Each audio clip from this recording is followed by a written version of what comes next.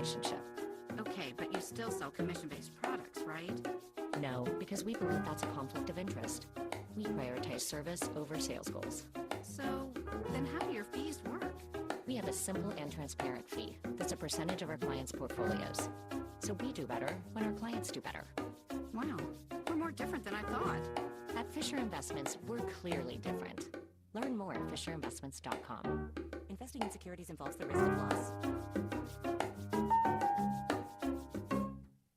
Memphis, the playoffs are back. Come see the PGA Tour's best compete for the trophy, the FedEx St. Jude Championship, August 14th through 18th. Witness the drama at 70 players arrive in Memphis, and only 50 move on. Tickets are on sale now at FedExChampionship.com. Staying active and healthy as we age starts with strong bones. To keep your bones strong, you need calcium, vitamin D, and regular exercise. A bone density test called DEXA helps detect low bone mass and bone disease called osteoporosis. If you're 65 or older, Medicare provides free bone density tests every 2 years. Ask your doctor to schedule yours. For more information on how to be bone strong, visit pathtogoodbonehealth.org. Hey, Joe, I thought you were retired. Living on a fixed income is tough. So here I am, an essential worker. I know. I mean, food prices are going up every day. Thank goodness for benefitscheckup.org. Benefits what? benefitscheckup.org. It's a free website where people over 60 can find help to pay for food, medicine, even utilities. I got $1,200 a year in benefits. Maybe it can help you. Be sure to follow us at Sports56 WHBQ on Twitter, Facebook, Instagram, and YouTube to watch live video of our shows. Stay up to date with station events and have chances to win prizes. Don't miss out on anything that's going on. Follow us at Sports56 WHBQ. We are Sports 56, WHBQ Memphis, and W253DF Memphis, Flynn Broadcasting Stations. It's time to get up and get your day started. Morant. A jawbreaker! It's Sports 56 Mornings with Greg Gaston and Eli Savoy on Sports 56 and 98.5 FM. The first hour of Sports 56 Mornings is brought to you by the Big Green Egg. Now, here are your hosts, Greg and Eli.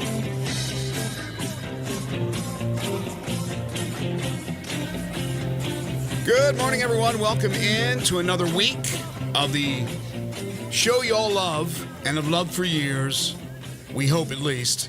Sports 56 Mornings. And this week, of course, the FedEx St. Jude Championship will be broadcasting live from TPC Southwind on Wednesday, Thursday, and Friday. But today, we are in the Family Leisure Studios. Family Leisure, where family and fun come together. The world's biggest spa sale going on right now at Family Leisure. Save thousands of dollars on everything from the hot tubs to the swim spa. Special financing available at 2120 Whitten Road, just north of I-40. First hour of the program also brought to you by the Big Green Egg.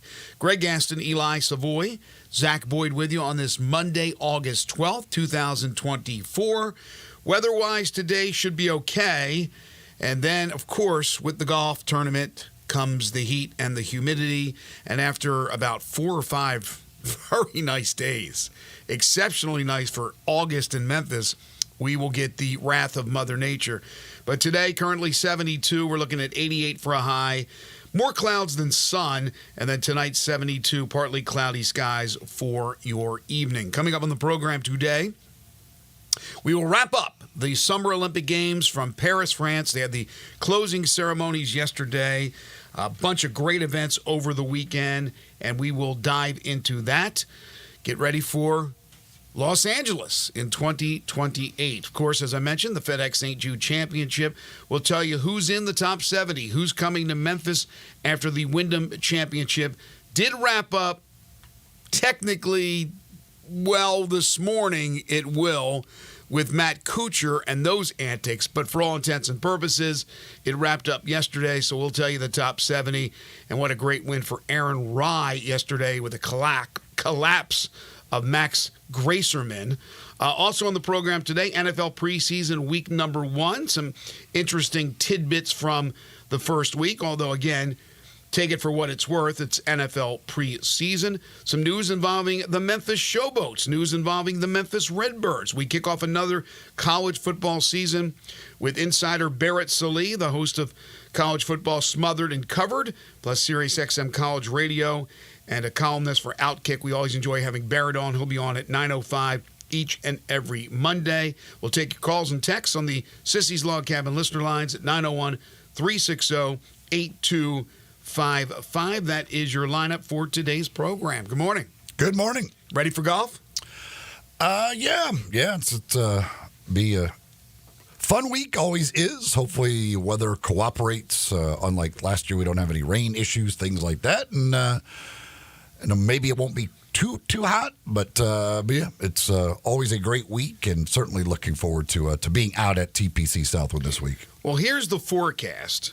Wednesday, which is the Pro-Am, 88 for a high with a 43% chance of rain. Looks like the best chance for rain right now, subject to change, is Wednesday, and that's still less than 50%, of course, depending on where you are, what area you are. Thursday, 97 for a high with some cloud cover. Friday, 95 for a high with about a 36% chance of some precip.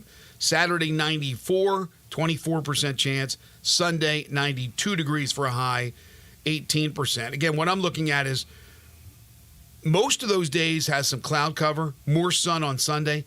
But think about that, 97 with cloud cover, still going to be hot as heck. And it's just unfortunate that we missed it by about a week. Because of the Olympics, I think the tournament would have been last week, correct? Yeah, if there was no Olympics, yeah. Wow. We would have just missed it by that much. We would have wrapped it up yesterday. Well, the top 70 is settled. There wasn't a lot of drama with the Wyndham because numbers 72 through 77 all missed the cut. So it really came down to whether or not Victor Perez, who hit the opening shot in the Olympics for his home country, France, in obviously the men's competition, is able to hold on for number 70. He was 70 throughout the day, a lot of pressure. Unfortunately, Davis Riley is 71. So Davis Riley, the American, misses out. Victor Perez, the Frenchman, will come to Memphis at number 70. Emiliano Grillo, 69. Johnny Vegas, who won a few weeks ago in Minnesota, 68. Nick Dunlap, 67. Seamus Power, 66. And Brendan Todd moved up 5 spots. He is at number 65. He will make Memphis. Jordan Spieth barely makes Memphis at number 63. Some big names that are not going to be coming to Memphis include the defending champion in Memphis, Lucas Glover. He ended up at 77. Bo Hostler ends up with 84. He shot 60 to open up that tournament and could not put 3 more rounds of good golf together and unable to move up the board. You miss out on guys like Ricky Fowler, fan favorite, who decided not to even play at the Wyndham. And then, of course, the streak is over. For ATM, Matt Kuchar, he was the only golfer to have played in the playoff all 17 years of the playoff. That streak ends. But Matt Kuchar did something, I want to say a certain word, but I can't say it on the air since this is a family show. What was going on with him? What do you think? Get into the head of Matt Kuchar, what he did yesterday, for those who don't know. There is no possible explanation for him not finishing the round of golf yesterday. I can't guess as to why he chose to wait till today to finish. Because he's not playing for anything. There's nothing on the line for him. It'd be different if it was like he needed a par on 18 or a birdie on 18 and that was going to get him into the playoffs. Like that, I could say, okay, it's dark, whatever. You want to make sure you give yourself the best opportunity. He has no chance of making the playoffs. I don't think a one-shot difference in his place he finishes in this tournament one way or another is really changing Matt Kuchar's life. He's made a lot of money on the golf course. I can't imagine a few $1,000s either direction is going to be a big. I don't know. Like I can't for the life of me understand why you would make that decision, make people have to come out to that golf course today for you to finish a golf hole when you could have easily done it yesterday. Everybody else in your group did it yesterday, and I don't know. Like I there's just no explanation. There's literally no explanation for it. It is just you could call it selfish, you could call it idiotic, you could call it whatever. There is no possible reason that makes sense why he didn't finish the round of golf yesterday. As you said, he's made an awful lot of money. That's why he has the nickname ATM. But he's also been mired in controversy before about being notoriously cheap as far as his caddy is concerned and what he pays out to the caddy. Although he's a lovable guy because he has that name and everybody does the old Cooch. Well, that's old. Sorry. Matt Kuchar, if you liked Matt Kuchar, I don't know how you can like him now with what he did. Like you said, the most important thing out of everything you just said was those folks, everybody, from security to volunteers, everybody has to come back out for him just to finish a hole. Everybody else is finished. Everybody else is done. Technically, the tournament ends on a Monday because he was selfish. It makes no sense whatsoever. It didn't affect Aaron Rai. Aaron Rai got the win. Aaron Rai's headed to Memphis. It's just unfortunate that all those people have to go back to that course for the selfishness of Matt Kuchar. Yeah, I mean, the thing is, like, they did really an incredible job of getting the tournament in. Absolutely. I mean, to be able to, they literally yesterday played 3 rounds of golf.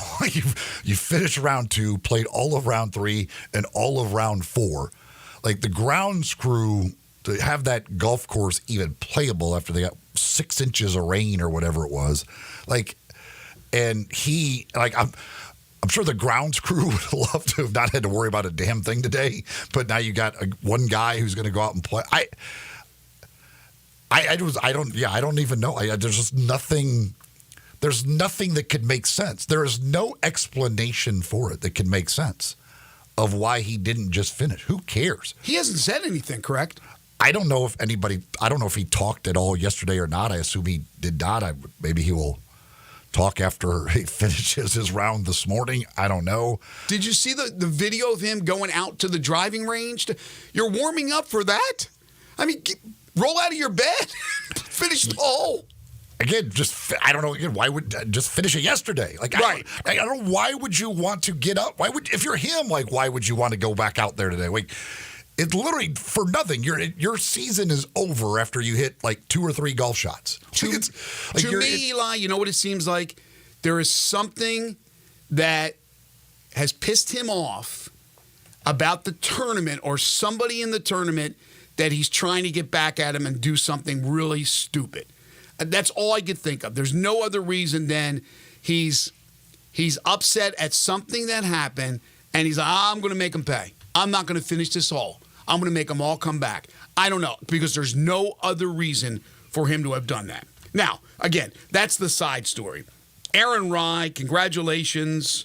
He gets his first FedEx Cup win, his first PGA Tour win, and of course he elevates himself in the FedEx Cup standings. Rai, who was hanging around, appeared that he would come up short. He was down 4 strokes, with 5 holes to play. He was down 4, ladies and gentlemen. He was 17 under, and Max Gracerman was 21 under, who seemed to make every putt or at least be right there on the doorstep. He had a few that were just sitting there that wiggled around that didn't go. Should have won the tournament. He eagles 13 to go up 4. But this is golf, even for the best in the world. He proceeds to put up an 8, a quad, on hole 14. Then birdies 15, so he bounces back. But then he bogeys 16. And in the meantime, Rai gets the birdie on 18. Double bogey 16. Double bogey, excuse me. And then Rai proceeds to birdie 18 to go up 2, end it for all intents and purposes. And Gracerman just gave one away. But Aaron Rai, give him credit. He hung around. He was the only guy right there But that's a big choke job by Gracerman, who is still in the top 50 and will be in Memphis. It was one of that's one of the craziest finishes to a round you will see. I mean, the wedge he hit to hole out for the eagle on 13. I mean, that's like just an incredible shot, absolutely incredible. And like, you're okay, this thing is over. I mean, he's got a 4-shot lead. He's playing great. He just holed out for eagle. Like, everything is fine. Now, he got a bad break on the tee shot when it hit the cart path to go out of bounds. But again, like, you just think, like, there's no way the ball just can't go right. Like, you can't, you got a 4-shot lead. Like, whatever you don't hit the ball out of bounds. Anything but out of bounds. And then, I mean, you could tell then things were just running fast and he's making bad decisions. Well, he put the one in that little strip of rough. I don't even know what you would call it, where he made the decision, whatever club that was to use, and it was Immelman who really jumped all over him. He said, look, one thing is a bad swing. You're right. You have to keep it left. You can't go right. But he said one thing is a bad swing. You got a bad break on the bounce off the cart path. But then to make the next mistake is inexcusable. You either use a club that's going to go over that impediment or you're going to be short of it. And he went right into it. So that was something he just compounded the problem. Yeah, again, things start running fast and that's, as they said, part of that's got to be on his caddy. Like, you got to step in to, like, slow, because he likes to play fast. And I do love that about him. He is a fast player anyway. But, like, all right, we got to, like, calm down here. Let's think about what we're doing, and some, you start making those decisions when things start going bad. But then, I mean, after he gets the birdie on the par 5 and Rye didn't, like, okay, it's still fine. But I mean, the 4-putt. He was leading the field in putting, coming to that hole. And the 4-putt is just like, I couldn't, like. You got to chalk it up to nerves. Like, I don't even know, like, how in the world that can possibly happen at that time with a guy who putted that well and everything else. Like, I mean, he had to be just like, what has just happened? What in the world just happened? I mean, the man went 2, 8, 4, then 4 putts. Like, that was the craziest series of holes like you could ever imagine from a guy. I mean, he was playing unbelievable golf. Throws up a snowman, recovers, makes birdie, 4 putts. It just shows you the pressure of big-time golf and those who win on a basis like Scheffler and Schauffele and Rory and the best in the world, who choke too. Just ask Rory, who choke as well. But most of the time, they're able to table their nerves to some extent where they're capable of finishing the job. He just simply wasn't able to finish the job. So, on the way to Memphis, I'm not going to read them all, but here's who will be here. Obviously, nobody from Live is qualified to come to Memphis. It's your top 70. From Memphis, they go on to Colorado, the BMW for the top 50, and then the top 30 on to East Lake in Atlanta for the Tour Championship. Scotty Scheffler, 1. Xander Schauffele, 2. That'll be a storyline this week. Scheffler-Schauffele, as they've battled all year long. Rory, 3. Colin Morikawa, 4. Wyndham Clark, 5. Ludwig Oberg, who's had a great season, 6. Sahith Theegala, 7th. Then Hideki Matsuyama, Sung J M, and Shane Lowry. And that's a nice top 10. That's some diversity. Players from the United States, players from all around the world.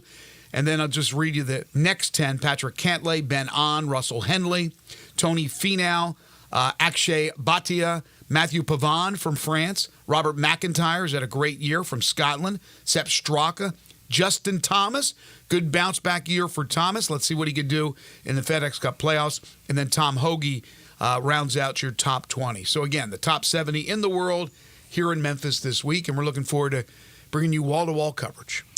And Scotty Scheffler is the as you would expect, the favorite. He is a plus 350 favorite. Xander Schauffele plus 800. Rory McIlroy plus 900. Then you got Morikawa and Oberg, who are both plus 1,600. Tommy Fleetwood, Matsuyama, Cantlay in the 2,200, 2,500 range as far as the betting goes for that this week. But you would think that this course sets up well for Scotty Scheffler. It is a ball striker's golf course, and Scotty Scheffler is the best ball striker in the world. So it certainly sets up well for him with the season he has had. Will Zalatoris, who's had success on this course, hasn't had the greatest season, but will be here in Memphis looking for guys like Victor Hovland to kind of turn around his season. It kind of went kaput. A guy certainly has the skills to be able to be very, very effective. Should be a lot of fun. It always is. It's a great tournament. Well, great guests throughout the week. Starting tomorrow on the show. Tomorrow, by the way, Rick Shadiak's going to join us from FedEx St. Jude. From St. Jude, but also ALSAC, the arm of the great institution that raises the money to be able to allow families to come to Memphis and to St. Jude Children's Research Hospital and not pay a cent. It's the hard work of Rick and his staff that's able to do that by being able to raise all that money. And we'll be joined by Rick tomorrow at 8:30. Couple of texts on the Matt Kuchar situation on the Sissy's Log Cabin listener line at 360-8255. David says, selfish. And it's after he rushed to tee off on 18, literally hitting into the group on the in the ferry. Well, that's not on Matt Kuchar. That's on the marshal. Like, I don't know how nobody stopped him from hitting. Like, that's on the marshals. Some of these guys be like, no, hold on, they're still in the fairway. Like, the idea that everybody just let him hit that, I don't even understand what the hell they're doing. Like, that's literally your job. Right, they're told you have to tee off. Like, tell him, hey, no, hold on, they're still in the fairway in front of you. You can't hit yet. Like, that's bizarre to me that at a PGA Tour event, like, nobody stopped him from hitting into the group ahead of them. Did they not see them because it was getting so dark? But again, there's got to be communication with the marshals in the fairway and the marshals at the tee box. When it's a blind shot, you have to let them know, like, no, we're still down here. Are they on a walkie-talkie? Is that what they should? There should be people on the earpieces that have. And again, like even though the people at T-Box should realize, like, the group, we haven't seen the group ahead of you go to the green yet, so they must still be in the fairway. Like, at least wait, hey, Matt, hold on a second. I'm not sure that group is gone yet. I bet, at least if not blatantly doing it, kind of on the inside, you were like, as a marshal, as a volunteer, like anybody working that tournament, tee off. Get out in the fairway, finish the hole, let's go home, let's not have a Monday finish. And they end up having a Monday finish because of Kuchar. Raider Core says, I've never been a fan of Kuchar, and this latest idiotic episode validates that for me. Ridiculous. Yeah, today there should be no, I don't care what happens in this one hole, there should be no Cooches. It should all be booing. It should be. He can think of it as they're saying Cooch. But no, it should all be, anybody out there, anywhere around should just be booing him. Is there literally a fan going to actually go there? No, I'm not going to be fans. There's going to be nobody there. There'll be people there. Right, the people that are working, the people that had to get up and go to that course as a volunteer, not even get paid, or those who are paid still had to be there on a Monday finish for one guy's selfishness. Absolutely ridiculous. One other golf note before we take our first time out. We'll come back. We'll talk Olympics. From the Live Tour, did you see Graham McDowell suspended? Graham McDowell was suspended for using a banned substance. Graham McDowell, of all people. It ends up being that in Nashville, at the Live event, he had used some kind of Vicks cough medicine or vapor rub or whatever it was, and that he said he didn't do his due diligence. He didn't find out first that it was on the banned substance list, and they're pretty good sticklers about that with the Live. So he gets suspended for Greenbrier, which is coming up this week, and also fined $125,000 for using the banned substance. Hey, before we go to the break, Mr. Zach Boyd, how are you, my friend, over there all quiet? Oh, we're doing good, man. Good weekend? Weekend was pretty decent. Nothing too crazy. Did you take advantage of nice weather that we had? It was beautiful. I tried the best I can, but you know, when you're busy inside doing a lot of bunch of stuff, you're just stuck inside. Church work for like church and stuff. But then I was able to get a little bit of sun. Went to the gym and stuff. So we made. Wait a minute, you were able to get some sun by going to the gym. You got an outdoor gym? No, well, work out inside, but you can go outside to the pool and everything. Oh, you went to the pool? Yeah. Look at you. All right, man. Glad you had a great weekend. Got to show off the guns, Folks, one of our great sponsors is All-Star Chevrolet at Olive Branch. No matter what new Chevy or pre-owned car you're looking for, our friends at All-Star Chevy have it on the lot or in the showroom in Olive Branch. So check them out today. It's All-Star Chevy's end of summer sale. Together, let's drive what we really want to drive. Come on. Pick out 2 or 3 to test drive. If you can't find it here, you can't find it anywhere. I'm looking at 20 or 30 new Silverados. They're marked down as much as 12%. That'll save you thousands. Every Tahoe you could want for a road trip and tailgating, it's there. Law enforcement, all first responders, healthcare, teachers, military, college students, and graduates, you get an extra $500 bonus when you purchase a vehicle from All-Star Chevrolet in Olive Branch. Check out the pre-owned Ram trucks and Silverados, the Broncos, the 4Runners, the Audis, the Hyundais, the Palisades. One sweet Corvette Stingray is still available as well. Best week to get the most money on any vehicle you want to sell, so bring it to All-Star Chevy in Olive Branch. Get a big check today. So let's go. Don't miss All-Star Chevy's end of summer sale. It's going on right now in Olive Branch at All-Star Chevrolet, or check them out online at allstarautogroup.com. You're tuned in to Sports 56 Mornings with Greg and Eli on Real Sports Talk, Sports 56 and 98.5 FM. Be sure to follow us at Sports 56 WHBQ on Twitter, Facebook, Instagram, and YouTube to watch live video of our shows. Stay up to date with station events and have chances to win prizes.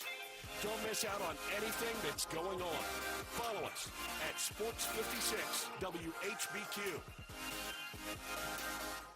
Locally owned and operated for over 40 years, Automatic Gates Construction tailors custom gate solutions for all your residential, commercial, and industrial needs, including repairs, maintenance, and installation. Automatic Gates Construction specializes in designing and installing automatic gates and fencing that seamlessly blends security, functionality, and aesthetic appeal. Elevate the safety and efficiency of your property with a premium gate solution. Automatic Gates Construction at myautomaticgates.com. Getting engaged is one of life's most spectacular occasions. And when you find your ring at Sissy's Log Cabin, the promise of a lifetime begins with our promise to always provide unmatched quality, superior service, and brilliant natural diamonds. Find your dream engagement ring, wedding bands, and more when you shop Sissy'sLogCabin.com or stop by one of our 6 locations. Begin the rest of your life right, only at Sissy's Log Cabin, because life's too short for ordinary jewelry. An IBM study found that fan engagement and consumption of sports is shifting, revealing new opportunities for technology integrations, including artificial intelligence. International sports fans surveyed are optimistic about the impact of technologies like AI. Real-time updates and personalized bite-sized content rank as top priorities for fans when it comes to how generative AI can enhance following and engaging with sports events. While 64% of surveyed fans said TV is their top choice for watching sports, they are increasingly using multiple devices to follow sporting events.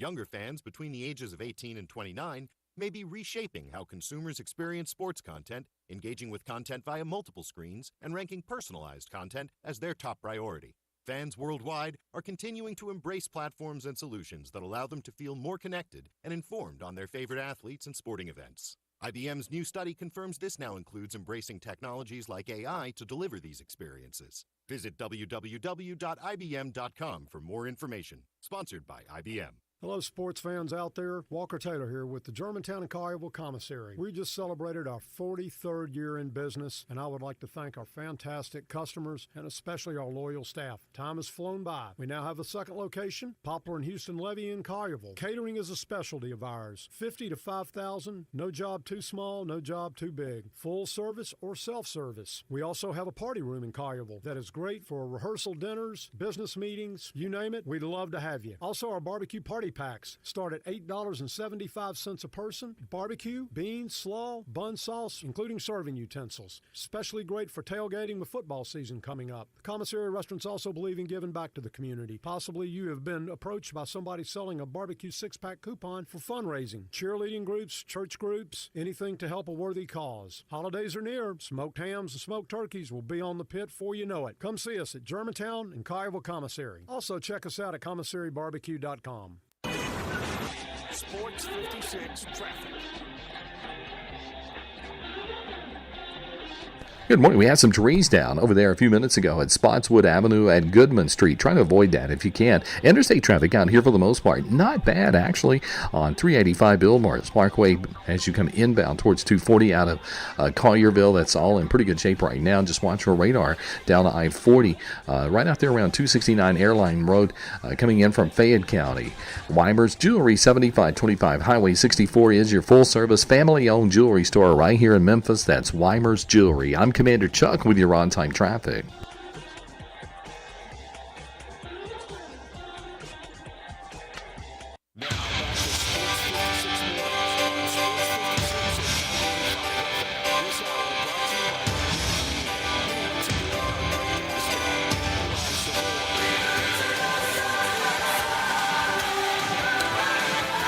Congrats to our friend Doug Barron. Finished tied for 8th at the Boeing Classic in Seattle. Had a great Sunday. Shot 5 under after a slow start to the tournament. Good finish for Doug Barron. Not as strong as he'd like, but still darn good, finishing in the top 10. Well, I'm sure everybody will be relieved to know Matt Kuchar did make his par. Good for him. Good for him. He locked up that tie for 12th. What's apparently very important to him to get that tie for 12th. So now the tournament is over. Everybody go home now. The tournament is now officially over. So good on you, Matt. Congratulations. I wonder what. Now, he's not coming to Memphis. He didn't qualify. His season, for all intents and purposes, is done until we get to the fall wraparound, whatever you want to call it, the start of the new year. I wonder what, or if any of his fellow compatriots will say anything to him. Because that is a move that you can only describe with a word that begins with a D. It's just, it blew my mind when I heard that was going on. Anyway, let's move on from that. Let's move on to something that was positive for the most part. For the most part, there's still some controversy, but I thought the Summer Olympics in Paris, I wasn't there, but watching it on television, as most of you were, it was great. I thought it was great. The competition was great. The production was great. Seemed like Paris was a great host city and France a great host country. The United States, the final medal count, as expected, win with 126 total medals. China 91, then Great Britain 65, host France 64, Australia 53, and the United States and China tied in the gold category with 40 each. So overall, just a great couple of weeks. The United States women, they comprised 65% of the gold won by the U.S. team. So go girls. You continue to amaze me, but it also tells me a lot about where we are in the world with athletics, that in most sports, there is a gap still that divides the United States women, not all sports, but in a lot of the sports, and the rest of the world, whereas with other sports for the men, and we saw it, they have certainly made ground on the United States overall. Some sports are dominated by other countries, but certainly the competition much more stiffer with the men. With the women, though, the countries are coming on. Look at what France did in basketball. Tough losses in both of the gold medal games, but the United States able to hold on for a 67-66 win in women's basketball to win their 8th straight gold. And the United States men was able to beat France 98-87, but that game was a lot closer than that 11-point difference would indicate. Yeah, both gold medal games ended up being fantastic. Certainly a surprise on the women's side is that it would be that close, and I mean, for obviously you're inches away. If Gabby Williams' foot is a little further back, and it's a 3, then they're going to overtime. But I mean neither team could make shots in that game other than a few players, basically. But the shooting numbers are just absolutely horrendous from that game. But they said, I think it was the 3rd game ever of this streak or something like that was single digits. So that being a nail biter, certainly a surprise. On the men's side, not necessarily a surprise, because we know again France is really good and Wembanyama is really, really good, and they're just going to get better and better. But Steph Curry, man, those last 2 games, my goodness gracious. After he really did nothing, he couldn't make a shot early on, and then those last 2 games and that final 3 minutes, that's some legendary stuff right there. When you need him the most, that's all that matters. That dude, I mean, the last shot, is just it's crazy to even attempt that shot in that situation, and to make it is just it's absolutely unbelievable. I've run out of superlatives for Steph Curry. Obviously, everyone knows he's the greatest shooter that has ever played the game. But I did tweet this out, and some people may disagree. I mean, there are a lot of great, great players to choose from. But I think you're making a mistake if you don't have Steph Curry in your top 10 all-time greatest players. I mean, every single time in the clutch, this guy comes through. And they were on the cusp of possibly losing that game. As you mentioned, Wembanyama played really, really well. And a couple of his teammates were exceptional. Some struggled. They didn't get much from Fournier. He had a couple threes in the second half. But if he's hot, who knows? But LeBron James, player of the tournament, the MVP, 39, going to be 40 in December, just continues to amaze me. Kevin Durant making some clutch shots. And then Steph Curry with 24 points, 8 of 13 threes. Like you said, struggled early, and then when they needed it, came through.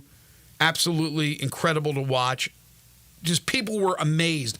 Their mouths were just wide open, like the tongue hanging down to the floor on the sidelines, whether it be Carmelo Anthony or any of the fans in the stands. Any of the famous people that were there, like Jimmy Fallon, they were just like we were watching it on television. Just tongue hanging down. Like, you got to be kidding me that this guy is doing that. But should we be surprised by the greatest shooter that has ever lived?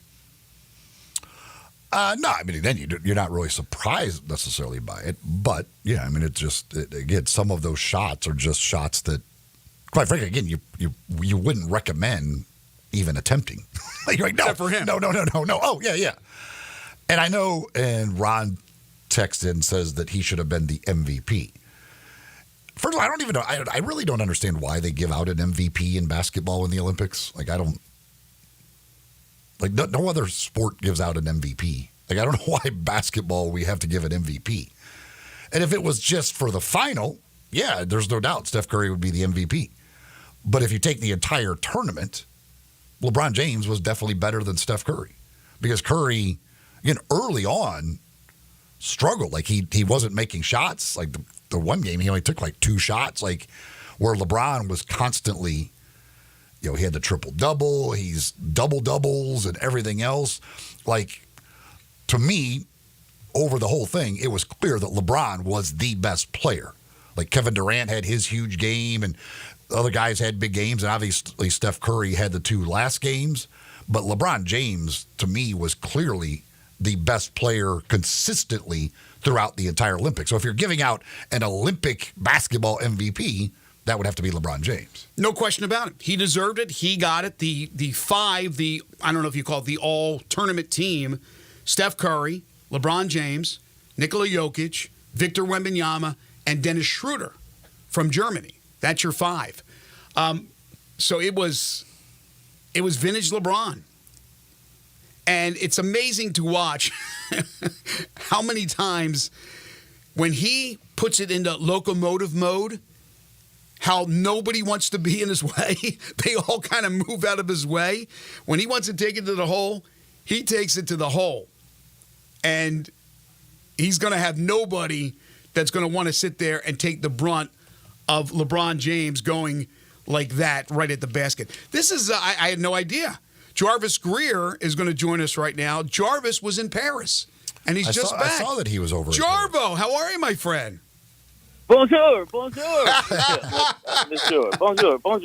Were you wearing a beret and it was red, white, and blue? What was it like for you, my friend? I was not wearing a beret. I was wearing a USA Olympics hat and my USA T-shirts. Is stuff that we got from the registered site before we left. But I tell you what, Paris is everything anybody has ever said about it or written about it or song or anything. It is absolutely a beautiful city. Absolutely a beautiful city. Yeah, I've had the chance. I've had the chance to be there, but not during the Olympics. I'm sure it was a madhouse. Did you happen to have a ticket for the men's or the women's final? We traveled on Saturday. We just got back Saturday. Oh, okay. But we went to the men's semifinals, the game against Serbia. Okay. Awesome. And that Steph Curry show he put on, he had 36 points in that game, and it's nothing that we hadn't seen at FedEx Forum or throughout the rest of the NBA. We were not surprised, but the crowd and the Parisians were just, and the other nations that were there were like, oh my God, we're seeing this in person. And they're all LeBron fans. Everyone over there is LeBron. Even when they play the host country, they're still LeBron fans. So it's the NBA is global, and the stars of the NBA are stars of the world, and it was just awesome. We also saw track and field and the men's soccer final between France and Spain, and that was just awesome. So how long were you there? We were there a week. Okay. Saturday to Saturday. That's cool. We spent the first part of the first 3 days on tour. We went to Normandy, site of the D-Day invasion, which is moving. It's just, it took a bullet train. It's like going from Paris, it's like going from Memphis to Nashville almost. We took a bullet train. We were there in 2 hours, 180 miles. It was just incredible. And, the transportation system over there is 80% of the people in Paris do not have a car. They take the metro, the train, or bus. Yeah, a lot of countries are like that. Absolutely. Yeah. Did you have tickets in advance? Did you get them there? How did that work out? Oh, we planned this a year ago because wife and I are both retired, and we said, well, if we're going to do it, got to do it because I ain't getting any younger. Right. And why you still walk around? Let me tell you, there's a lot of walking. Because Normandy, we walked we saw Utah Beach and Omaha Beach and all the sites in between, and the cemetery, which is like 9,500 American soldiers died, 9,300 that day, and the others were brought there and buried, as they subsequently died of their injuries wherever they were. But yeah, my buddy was just there recently. We talked about he was full of emotions talking about it. But getting back to Paris, getting back to the Olympics, when you were walking around Paris, and again, I've had the chance to be there just the one time, but were you running into a lot of fellow Americans? Did you see any of the stars out? Yeah. Well, we got there when we went to the basketball game, men's semifinals. Of course, I wore my John Morant jersey with my USA hat. Attaboy. And Carmelo Anthony was walking into the VIP entrance with his son, who's also a really good basketball player. And he noticed my jersey, and he gave me a, what's up? What's up? And I said, yeah, man, hey. Wouldn't it be funny if you said, Jarbo? And we saw, we didn't see a lot of celebrities up close. They were in the arena where we were. We were on the opposite side, basically, and, where all the VIPs sit. But we were in communication with Teresa Walker, from AB. Sure, absolutely. Because she's there covering the men's basketball. And I saw Adam Silver up close. That was pretty cool. And he also saw the John Morant jersey, gave me a head up, a nod. But, hey, Ja's global, man. Everybody knows who Ja. We got more questions from the French fans about Ja than anything else. I think Jarvis. I think Ja Morant, if he keeps his nose clean, and hopefully he will, and continues on and doesn't have any devastating injuries, I think he will be in L.A. I think he will be on the 2028 team. that was kind of the consensus from everyone there. But track and field, we saw that great men's 400-meter final where the American came out of nowhere and nipped the Great Britain runner at the tape. I mean, it was that crowd. That was in Stade de France, more than 80,000 in there. Oh, and I want to say this. Those stadiums, while they look beautiful on television, you saw the closing ceremonies last night and all the fireworks, and it is pretty on the outside. If you thought the pyramid was tight packed in the upper deck, you ain't seen nothing. Oh, really? They spent a lot of money on building it, but the creature comforts are just not there. Not at all. You are stacked on top, and there's no room. If anybody in the row has to get up and go bathroom or go concessions, pretty much everybody's got to get up and get out of the way. Right. Because it's like you are knees to the back of the person's head that's sitting in front of you. But it's just still a spectacle. It's still a total spectacle. And Bercy Arena, where the men's basketball and women's basketball finals were played, it's like in the middle of a neighborhood. It's all covered with grass, and you go down. Like, Houston's, what was it, Hopkins Arena, what is it, Fertitta Center now? Yes. It's like you enter at the top and go down to your seats. And it's like it blends into the neighborhood. There are no parking garages because everybody walks or takes the train or the bus or the light rail to get in, and they all stop within a couple of blocks of the arena. And where the men's soccer final was, that was at Parc des Princes. That's where PSG, France's League One team, Paris Saint-Germain, they play there, and that seats 45,000. And the biggest thing about a lot of these stadiums in Europe, they all have kind of like the old Texas Stadium hole in the roof kind of thing. The stands are covered. So it rained a little bit during that game, but everybody was dry, so that was pretty. My wife would have been mad. But, hey, your wife's a saint to let you go to all those sporting events. Of course, she loves sports. I'm sure. No, my wife played basketball in high school. That's right. I call myself, but my wife, she says she loves sports, but we'd be like going to every other thing but the sporting events, probably. So, Jarvis, I'm glad you had a great time. You deserve it, my friend, and thank you for sharing a little bit of your trip with us. It was totally awesome. If anybody gets a chance, we're planning now, if we can, for LA 28. We go see Snoop there. That's right. The Olympics it's the world coming together, and it's an amazing, amazing scene. Nothing like sports. Nothing like sports to bring us all together. Thanks, Jarbo. Okay, take care. Los Angeles, God willing, and I got family there. I got friends there. I'd love to go out there for the Olympics. Yeah, that'd be cool to get that opportunity, and I'm sure that was a great trip for them. And I believe they asked Jarvo to jump off the roof, but then he said no, so Tom Cruise had to do it. But they were going to have Jarvo bring the flag back to the United States, but Tom Cruise is a fine substitute for Jarvo, since Jarvo had to leave a day earlier. 6 of one, half a dozen of the other between the two. Look, we'll talk about this when we come back, but I got into it with my wife about Tom Cruise and about his stunts. And we'll do that. We'll talk about the closing ceremony, some other events that happened over the weekend in the summer games when we return. This hour of our program is brought to you by the Big Green Egg. Go to biggreenegg.com or go to the Ace Hardware stores here in town, or Hamilton Fireplace. They all carry the Big Green Egg, all the different sizes of the egg, all the accessories, everything you need for the best grill there is out there. Whatever you're trying to grill, it's going to be a lot easier on the Big Green Egg, whether you need to go low and slow for many hours or you want to fire it up to 650, 700 degrees to sear a steak, maybe bake a cake or make a pizza, whatever it is you're making. It's going to be delicious and very easy on the Big Green Egg. You're tuned in to Sports 56 Mornings with Greg and Eli on Real Sports Talk, Sports 56 and 98.5 FM. We are Real Sports Talk.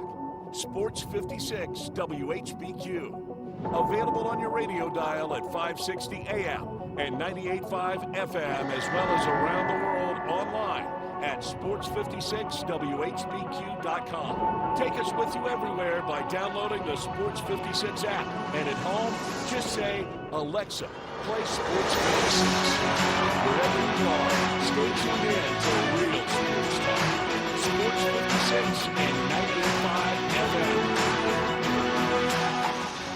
They're taking care of business in Memphis, right on the river with Grind City Brewing and all of their great products. Look, this was a dream come true for a father and son duo. And if you have not been to that brewery right on the river, just to the north of downtown, you're really missing something special. And now you can't miss their products. Wherever you go, you see a brand new label. It's clean, it's beautiful, it's distinctive. You'll know Grind City Brewing, and of course you know their products like Poppy's Pills, that great Pilsner, or Tiger Tail, that very creative craft malt liquor. There's the new Thaddeus Amber Lager. That is absolutely a great light beer. There's the India Pale called God Hopper. It's outstanding. And then there's the Belga, the Belgian-style wheat ale. They keep bringing hits at Grind City Brewing. Hi, this is Troy Fiveash, owner of Fiveash Roofing. In these uncertain economic times, there are so many things as a contractor and a business owner that I cannot control. The rising cost of materials, not to mention fuel and transportation costs. In the last 2 years, shingle prices have almost doubled, and commercial materials have doubled. And I don't have to tell you what fuel costs these days. But you know what I can control? How much markup I put on a project. I have always prided myself in knowing I never gouge a customer. But in an effort to ensure my crews have work and my customers are being treated fairly, I have lowered my profit margin, hoping to give you a price you can live with and keeping my crews busy. So if you need a roof or gutters, please give us a call. Five Ash Roofing, fair, honest, and ethical. Five Ash Roofing, a proud sponsor of Tiger Athletics and a member of the Tigers home team. 367-0050 or memphisroofer.com. 367-0050 or memphisroofer.com.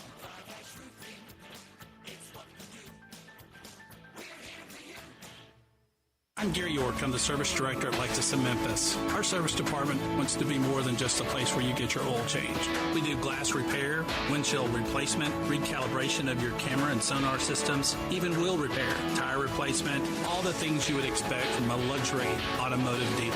Please check out our website. You can schedule your appointment, check out our specials, hours of operation, or if you'd like to do it in person, please reach out to one of our associates at 901-271-5199. Jason's Deli. When you're dining in or picking up curbside, you can expect wholesome food and no surprises. Just delicious sandwiches, crisp salads, and clean quality meals made with the freshest ingredients and no artificial trans fats, MSG, high fructose corn syrup, or artificial colors and dyes. Around here, a lot of thought goes into what we put into our food and what we take out of it. Because you're not just taking a bite, you're getting a taste of who we are. New items are constantly being created to expand our menu for all tastes and special diets, vegan and gluten-free options available, convenience, and on-time delivery you can count on. It's just a click away at jasonsdeli.com. So whether you need to feed 5 people or 5,000, the team at Jason's Deli, they have the credentials and the commitment to keep you satisfied. Freshness is nearby at Jason's Deli with locations at Ridgeway in the Park Place Center, Poplar Highland, Germantown Road in Cordova, and on Goodman Road in Olive Branch. Jason's Deli is wholesome food and no surprises.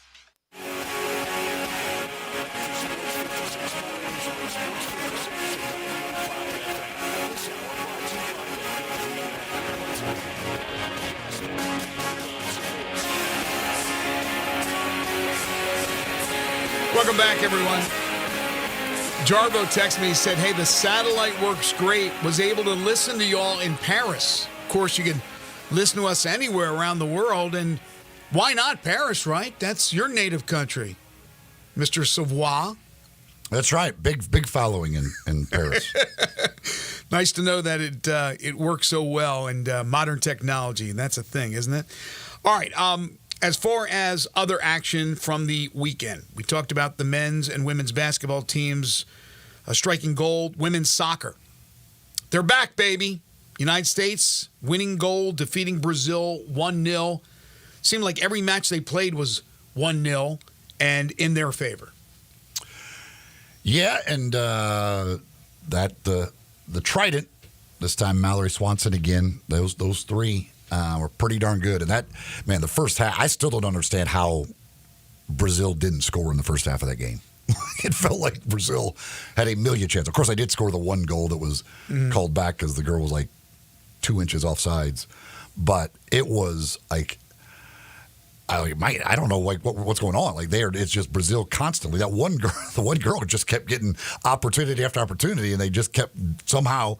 The one great save by the goalie, everything else, and it didn't look good. But they just don't give up goals. They have still given up 2 goals since the new coach has taken over. Now 10 games I think it is. They've given up 2 goals under her. So defensive-oriented team. This is the way they're coached. And then you got those three great players out front offensively, then it only takes one.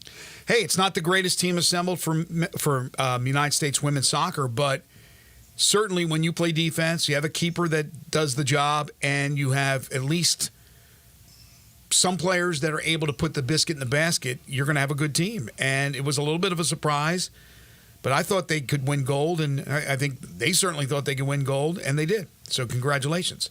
Unfortunately, women's volleyball, not as fortunate.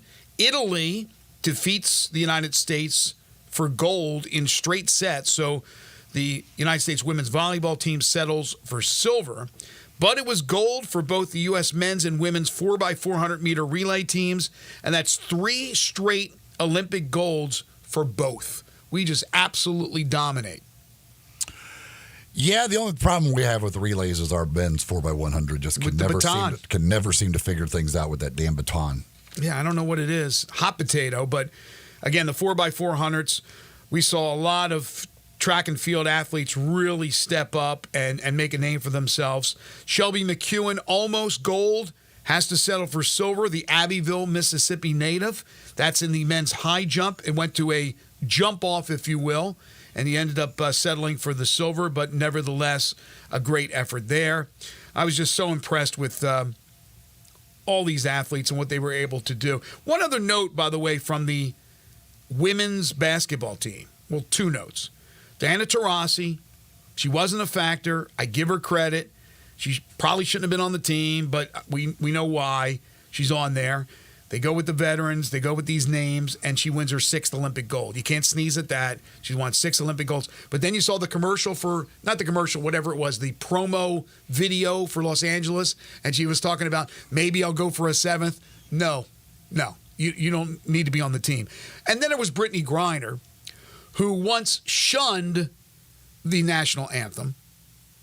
And it's amazing when you're in situations like you are and bailed out by your country, how you change your thought. But I'm glad she did. And I'm very, very happy, and I was very proud to see her not only standing at attention, listening to that every word of that song, but also tearing up about it. So I think Brittany Griner certainly learned a huge, important lesson. Unfortunately, it could have been a lot worse for her, and she wins the gold. So congratulations again for the women for coming through once again. That's 8 straight gold medals and 62 in a row? 61, I think. 61 in a row. Crazy. Then we have the U.S. and Romania situation in gymnastics. One event, it was an incredible gymnastics run in the Olympics for the United States, and just overall great events all around. But we have this whole thing with Jordan Chiles, and poor Jordan Chiles did nothing wrong. And now it has become such crap with what's going on to me, and I know this is not what they're supposed to do, and they won't do it. But they might as well just give Jordan Chiles, she already has the bronze, keep the bronze, give Anna Barbusu a bronze from Romania, and get it over with. Because now they're arguing about videotape and seconds after the 1-minute allotment to be able to appeal. We've had her stripped. We now, what are you going to give it back? I don't even know what's going on now, but it is you don't need this black eye for what has been a tremendous Olympiad. Well, it's going to be decided in courts probably now. It doesn't make, I don't understand. First of all, when it happened, if there's this hard 1-minute deadline, that should have been quite clear at the time. Either you were here before a minute or not. So when you got to the judges to file your inquiry, they should have said too late. It's either it's too late or no. But if you accepted it, that means you believed it was under the. So I guess these judges just kept making wrong decisions. Yes, they're just because starting with the way they looked at Chiles' routine, and they screwed that up from the get go. This was just a technical thing that they screwed up. So it wasn't like they realized, oh yes, okay, it should have been this much on the starting or on the difficulty. So it doesn't. And now the U.S. has they say they have the video that proves it wasn't. There was 47 seconds after the original score, all of this stuff. I just don't. First of all, even if they are correct in that it was 1 minute and 4 seconds after the original score, really? 4 seconds. When you screwed up. Right. You admit that you screwed up. You know that you screwed up in changing the score, not giving her the correct difficulty score. Right. And because it was theoretically 4 seconds late. Now you're going to change it back? Take it away from her? You are like, that's, again, if it's that hard of a deadline, like you cannot after 1 minute do anything, then that should be decided in the moment. Like, you're either here on time or you're not here on time. Hell, have a stopwatch. As soon as the score goes up, you start a stopwatch. Nobody's here in a minute. All right, we're moving on. Like, if you're going to be that big of a stickler that 4 seconds, in your opinion, is too much, then you need to be deciding that in the moment when the thing is filed. All right, more on this to start off hour 2. We'll get into the NFL from the weekend as well. Genesis Diamonds, they've got their big event going on this week, continuing, and you're running out of time. With all GIA certified diamond rings on sale, an extra 20% off. That's right, an extra 20% off on all those GI certified diamond rings. So if you're looking for an engagement ring, now is an absolutely fantastic time to buy. They already have the great low prices at Genesis Diamonds. Right now, a full 20% discount, and that's off anything. It could be a half carat to 20 carats, whatever. 20% off on all those GIA certified diamond rings right now at Genesis Diamonds. You already get the direct importer pricing. Now they're saving you even more money on those GIA certified diamond rings. Genesis Diamonds, Poplar and Perkins Extended. You're tuned in to Sports 56 Mornings with Greg and Eli on Real Sports Talk, Sports 56 and 98.5 FM.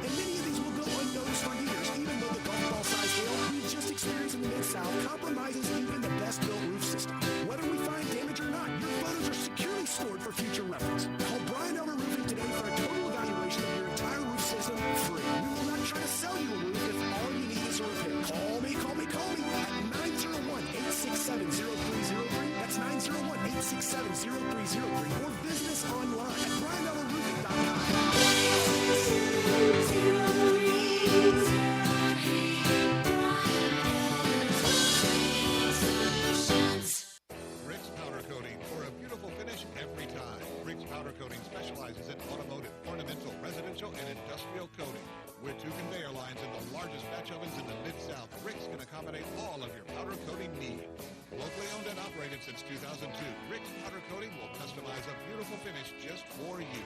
Drop by or call to see how Rick's Powder Coating can bring color to your life. 901-367-2771 or rickspowdercoating.com.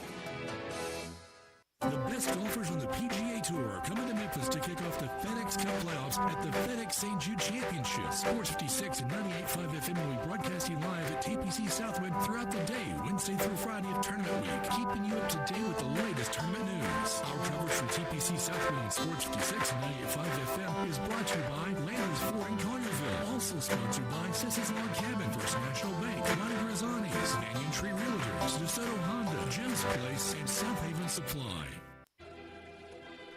We are Sports 56, WHBQ Memphis, and W253DF Memphis. Flynn Broadcasting Stations. Oh, yeah. Sports 56 Traffic.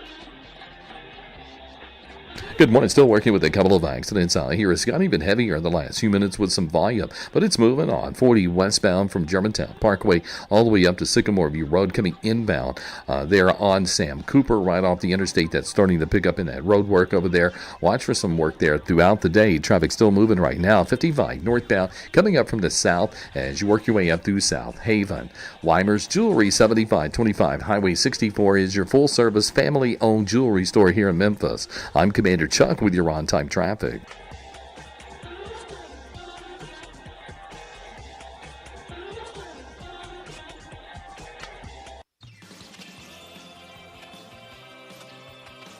Now, back to Sports 56 Mornings. Isn't it a lovely morning? On Sports 56 and 98.5 FM. This hour brought to you by James Gaddis Jewelers. Here once again, Greg Gaston and Eli Savoy.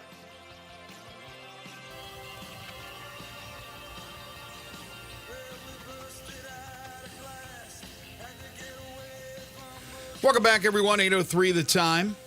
Hour 2 here on Sports 56 Mornings, the Monday, August 12th, 2024 edition. Greg Gaston, Eli Savoy, Zach Boyd with you, broadcasting live from the Family Leisure Studios. Family Leisure, where family and fun come together. Of course, it's FedEx St. Jude Championship Week. We'll be broadcasting live from TPC Southwind Wednesday, Thursday, and Friday. Currently 75 degrees. We'll get up to 87 today.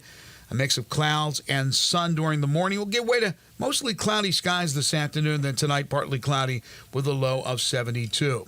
Hour 2 of the program brought to you each and every day by the great folks at James Gaddis Jewelers, your family's jeweler, 4900 Poplar Avenue between Mendenhall and St. Nick, and on the web at gaddisjewelers.com. Each Monday and Friday, they bring you the Memphis Sports Fact. Did you know former University of Memphis and Christian Brothers High School standout Anthony Miller has signed a free agent deal with the Baltimore Ravens? Anthony hasn't played in a regular season game in the NFL since 2021 when he played for the Pittsburgh Steelers. Nothing but the best. Of course, we wish nothing but the best for the great Anthony Miller as he tries to hang on with the Baltimore Ravens for the 2024 season. James Gaddis Jewelers, again, you're looking for that special engagement ring. You're looking for watches or bracelets, necklaces, earrings, pendants. They also have that one-of-a-kind estate and vintage jewelry. That is the place for you. They got 2 repair experts to help you with your fine watches and jewelry. Layaway and financing is available. It's James Gaddis Jewelers, 4900 Poplar, right between Mendenhall and St. Nick, and on the web at gaddisjewelers.com. All right, so just to finish up on the whole thing with Childs and the Romanian Barbasou, you've already given one girl the bronze, then you took it away from her and then gave it to Childs, but rightly so, but you distraught was Barbasou, who had the bronze, and then it was taken away from her. Well, she never had the bronze. She never actually had it. Well, yes, but it looked like she had it. I mean, she was celebrating out there in that one epic, iconic shot where you saw Childs realize that she was getting the score changed. The girl from Romania probably had no idea that it was appealed. She thought she had won the bronze. But you're right. Technically, she wasn't given the bronze. She thought she had won the bronze. And that whole thing was screwed up because the other Romanian girl got a penalty when she never stepped out of bounds. They screwed up from the get-go. So then Childs gets it. And now, with all the stuff that came out, it looks like, oh, okay, well, they have evidence that it was 1 minute and 4 seconds, 4 seconds over the allotted time. That would mean that the appeal would be null and void, so the bronze would go now to the Romanian. But then, wait, hold the phone. Here come the Americans with proof that it was not beyond a minute. It was less than a minute. So this is how complicated and convoluted this whole stupid thing. It's not stupid. Just how they've handled it is stupid. These young ladies work their tails off, and the disappointment for the one is going to continue, or the one who had the thrill of being able to be a medalist is going to be taken away from her. One way or the other, it's going to happen because now you have this appeal process and the timer, and like you said, if you knew it was beyond the minute, then you just have to shut it down right there. This is just it's not a black eye on the Olympics. The Olympics were great. They were absolutely great. But it's certainly something that hurt it a little bit, as did the controversy with the boxing, which shouldn't have been any controversy. But for the most part, fantastic. But this thing is just screwed up from the get-go by those judges. I thought officials and judges and everybody throughout the Olympics, for the most part, did an outstanding job. But these judges, for whatever reason, screwed the pooch. Well, other than athletics, the world going to figure out our favorite sport, our other favorite sport, guys. That's What? litigation. That's That's the court of law. Again, we just picked up a figure skating gold medal during the Summer Olympics. We might pick up a gymnastics bronze medal during the next Winter Olympics. It's, who knows how long this will take.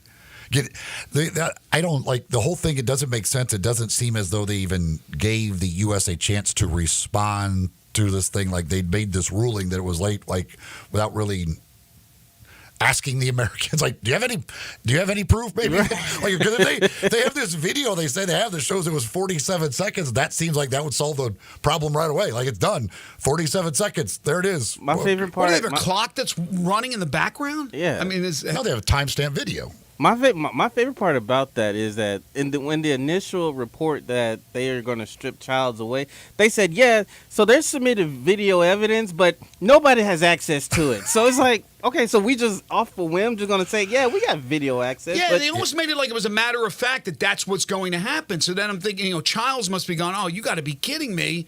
And then the other girl like, okay, finally, I get the bronze. I thought I deserved it. Wait, now there's going to be something else?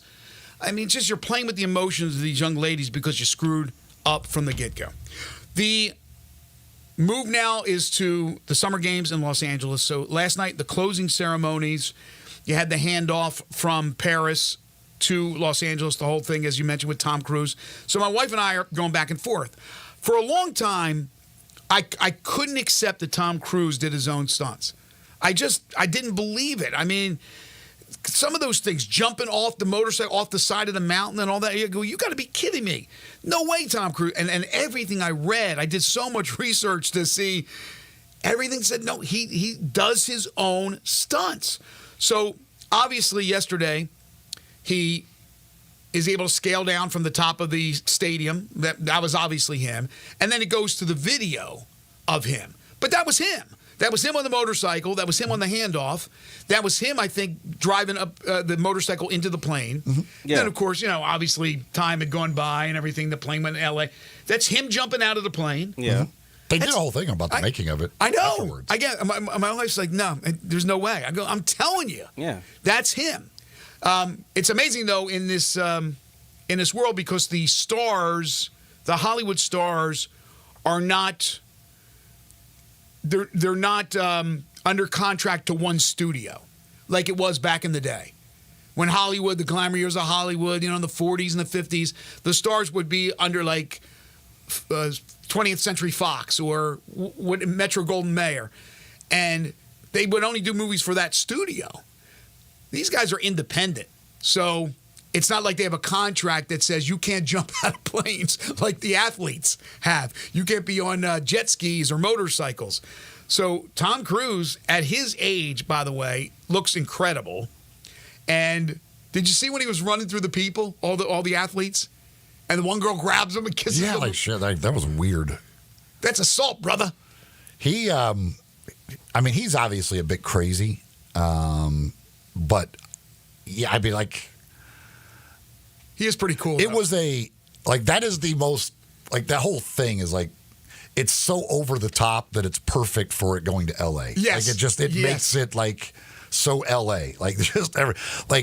When then he's up there and they doing the rings on the Hollywood sign. I'm like, this is so just over the top dumb that it's perfect for LA and Tom Cruise. But even with Paris, with the gold guy that's out there and they have to find the rings, and then you have Terry Gannon trying to explain to us what they're trying to do, like this big theatric thing that they have. Then they have all the bands from France. And then you go back to America and you have the bands from the Los Angeles area, including the Red Hot Chili Peppers, and then Billie Eilish, and then Snoop Dogg, who's been everywhere. I think there's 2 Snoop Doggs. But anyway, the Red Hot Chili Peppers are out there. And I had to look it up. I go, well, how old are these guys now? They're my age. I mean, Flea is 61. Anthony Kadish, is it? Or, I think it's how you pronounce it. 62. Those dudes are 61 and 62, moving like they moved around when they were performing last night. Pretty incredible that these guys are still able to do that. I didn't think they were that old. I thought they're maybe early 50s. They've been around quite some time. So anyway, they put on a good show. I think Los Angeles is going to crush it. They have such great venues already. I don't even know what they have to add. And they talked about the SoFi becoming the venue for swimming, and all the gallons and gallons, millions of gallons, whatever it is, of water they're going to have to put in there. Kind of like what they did with Indianapolis for the trials, for the swimming trials, U.S. swimming trials. But I just think it's going to be great because it's L.A., where you have everything. It's right there. You don't have to go to Tahiti for surfing. I did not know that cricket was coming. Yes. 5 new sports. Stupid flag football. The return of baseball and softball, which I don't care. Cricket, which is pretty cool. Didn't we just make a breakthrough, the Americans, in cricket? I think we did something. I don't know. We did something pretty good, I think, so. It's another sport that I can watch and have no clue what's happening, but I might enjoy it. I've never watched cricket in my life. I did a story on it for Sports Files. I went out there and played with the guys cricket, and they taught me how to do it. It was really fun. It was kind of a combination of baseball and anyway. We're finally good in America, so we're like, all right, bring back cricket. I know we didn't make that call, but cricket has not been there since 1900, I think it said. And then we have squash, right, which I will not eat squash at all. And then we have lacrosse, both men and women's lacrosse. So we have all those sports. Now, if you bring in sports, don't you have to subtract sports or not? Do you just add them and it doesn't matter? Or do you have to now drop 5? I don't think they have to drop 5. It doesn't have to be even. Yeah, I mean, they can do. I don't know. I don't know if there's any sports that will be dropped or not, but certainly don't have to. Breakdancing? They can pull it off. They've got enough people. They can pull off 5 new things. But yeah, I'm interested to see cricket in the Olympics. Yeah, I think cricket will be pretty cool, to be honest with you. The Doug texted. He says, one of my favorite moments was the beach volleyball match between Canada and Brazil. At one point in the game, there was a heated argument between the two teams. The players were arguing face-to-face, only separated by the volleyball net. To help de-escalate the situation, the PA announcer started playing John Lennon's Imagine. Yes. The camera shot of all 4 players arguing, and in the background, you could see the spectators in the stands with their arms raised, swaying back and forth to the music.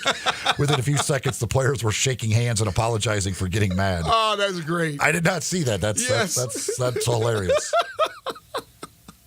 That was somebody on their feet, right, with that quick thinking. Mario has dialed in on the Sissy's Log Cabin listener lines. You can as well at 901-360-8255. Hey, Mario. Hey, what's going on, Greg, Eli? How's it going? Greg, I agree with you. They got to get rid of that stupid breakdancing. I tried to watch it. First of all, those are not the best break dancers in the world. I've seen better break dancers on the streets of New York City. And second of all, they took like 5 minutes dancing around before they got into the routine. I'm like, they got to get rid of this. They got to get rid of stupid break dancing. I'm sorry. Y'all have a good one. You too, Mario. Wasn't it? Now, I don't know this story for sure. Maybe you guys do. I just kind of briefly saw a headline. Was there a break dancer, I think a female break dancer from Australia, who didn't get a score because she was that bad? Yeah, she basically just she just basically was able to get a free trip to Paris out of got them to pay for her trip there, but was just I think it was almost like a joke. Did she say no? I was being artistic, and you got to interpret it a certain way as an artist or something like that. You need to have moves. She didn't do anything. She posted a 0. She posted a goose egg. Her name I think it's awesome. So her name was Ray Gun from Australia. That was her breakdancing name. Ray Gun with a 0. Oh my God, that's funny. So, and I didn't know all that. And so, from what we've been told, she has a degree in breakdancing. What? A degree in breakdancing? That's not. There's no place giving degrees in breakdancing. You would think that, but she has a degree. Yeah, look. Shogun. No, you is that it? Shogun? Her name, Ray her, Gun. her, Ray da- Gun, her, Ray Gun. her name was Ray Gun as her breakdancing name, She had a 0. but her real name is Rachel Gunn. So I guess that makes sense. But it's like, Yes. Yeah. Mr. No. Blutarski, 0.0. you know how you show up to the family reunions, and you got one or two of your family, the kids that just be dancing for Right, no reason. yeah. And everybody's like, yeah, go ahead, get it. Right. Get it. That's basically what Ray Gun did. Like, she was just out there doing whatever. I don't even know what it called, to be honest with I you. wasn't going to watch any of the breakdancing, but I saw the headline. That's why I knew there was something up. They say her most memorable move might have been her kangaroo hop. Yeah, that's the one that she looked like she was about to tiptoe with the Mystery Machine crew. I'm with Mario. They don't need breakdancing. But again, the 5 new sports, we told you what they will be for Los Angeles. Yeah, who cares? I know you get mad about that, but it's like, yeah, whatever floats your boat. Numbers-wise, ratings-wise, what a boom. What a success for NBC. The finals for the men basketball, what was it again? 18 million, I think I saw? 19.2 million. 19.2 million. Final. Incredible. What do you get for the NBA final? 12? 11? Even that much?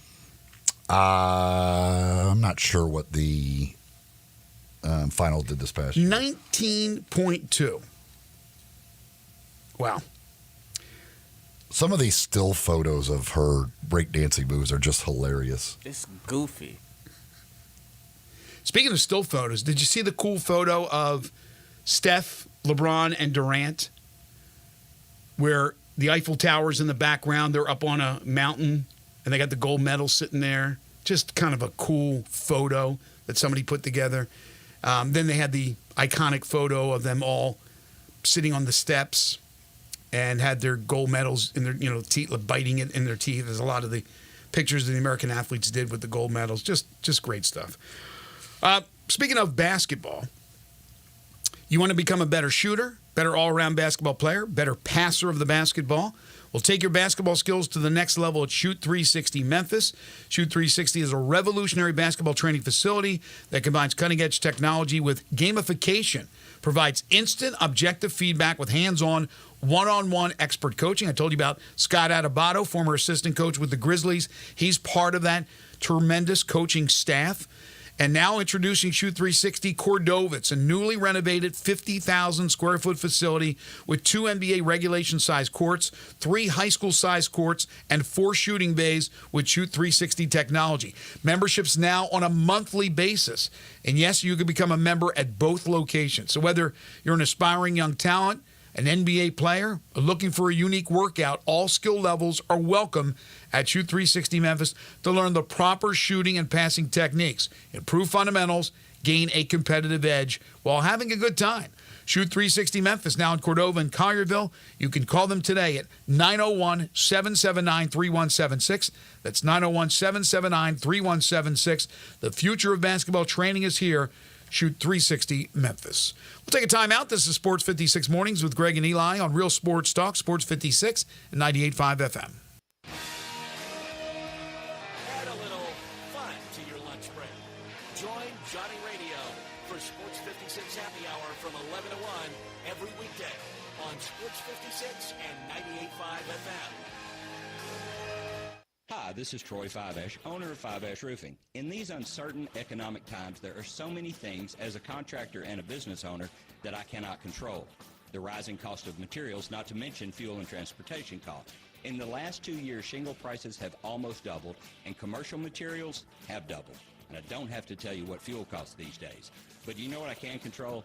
How much markup I put on a project. I have always prided myself in knowing I never gouge a customer. But in an effort to ensure my crews have work and my customers are being treated fairly, I have lowered my profit margin, hoping to give you a price you can live with and keeping my crews busy. So if you need a roof or gutters, please give us a call.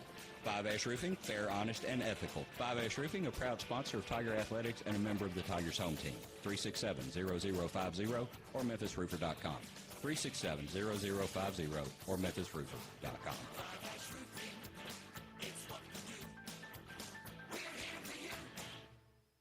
Are you an annoying coworker? Sending emails when everyone else is sleeping? Do they ask, how do you sleep at night? Then you should go to Mattress Firm. They have knowledgeable sleep experts that can help you find a better bed, like a Tempur-Pedic. It has technology to keep you cool at night, meaning anyone, even people like you, can sleep. Get matched at Mattress Firm. Sleep at night. Restrictions apply. See store website for details.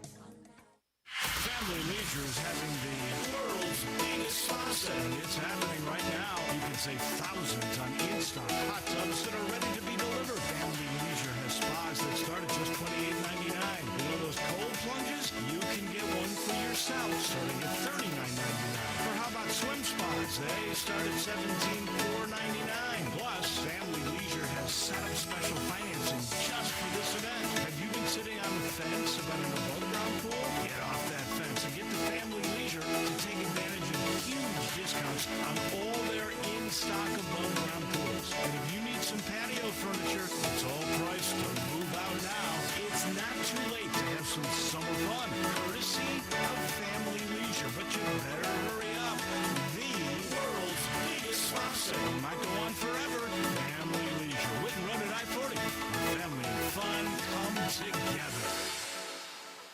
This is the story of the one. As head of maintenance at a concert hall, he knows the show must always go on.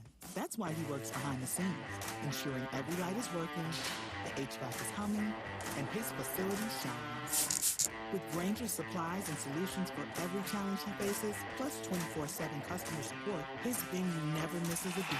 Call Granger.com or just stop by. Granger, for the ones who get it done. Nestled in the heart of East Memphis, located corner of Park and Cherry, is a beautiful residential neighborhood. I'm here at Town Village Audubon Park interviewing a new resident, Carolyn. Share with us why you chose Town Village. Well, if your parents or special friends need to make that big move, let me share with you my experience. It was tough for me to leave home, but then I discovered Town Village. I would like to highly recommend Town Village to you and your loved ones. After looking at all the amenities and meeting all the people and staff, I was hooked. From restaurant, bistro, 3 meals per day, housekeeping, transportation, security, health care, physical therapy, exercise room, and even a heated pool and spa. Come see us and make your new home at Town Village.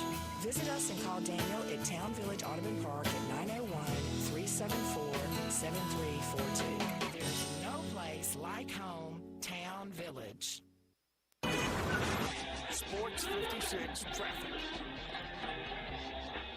All the way up to Sycamore View Road. Some of that traffic there getting off onto that flyover there from 40 going westbound there onto Sam Cooper. There could be some short stop-and-go delays at times there at Sam Cooper right at the interstate in that construction zone. Throughout the day, be careful.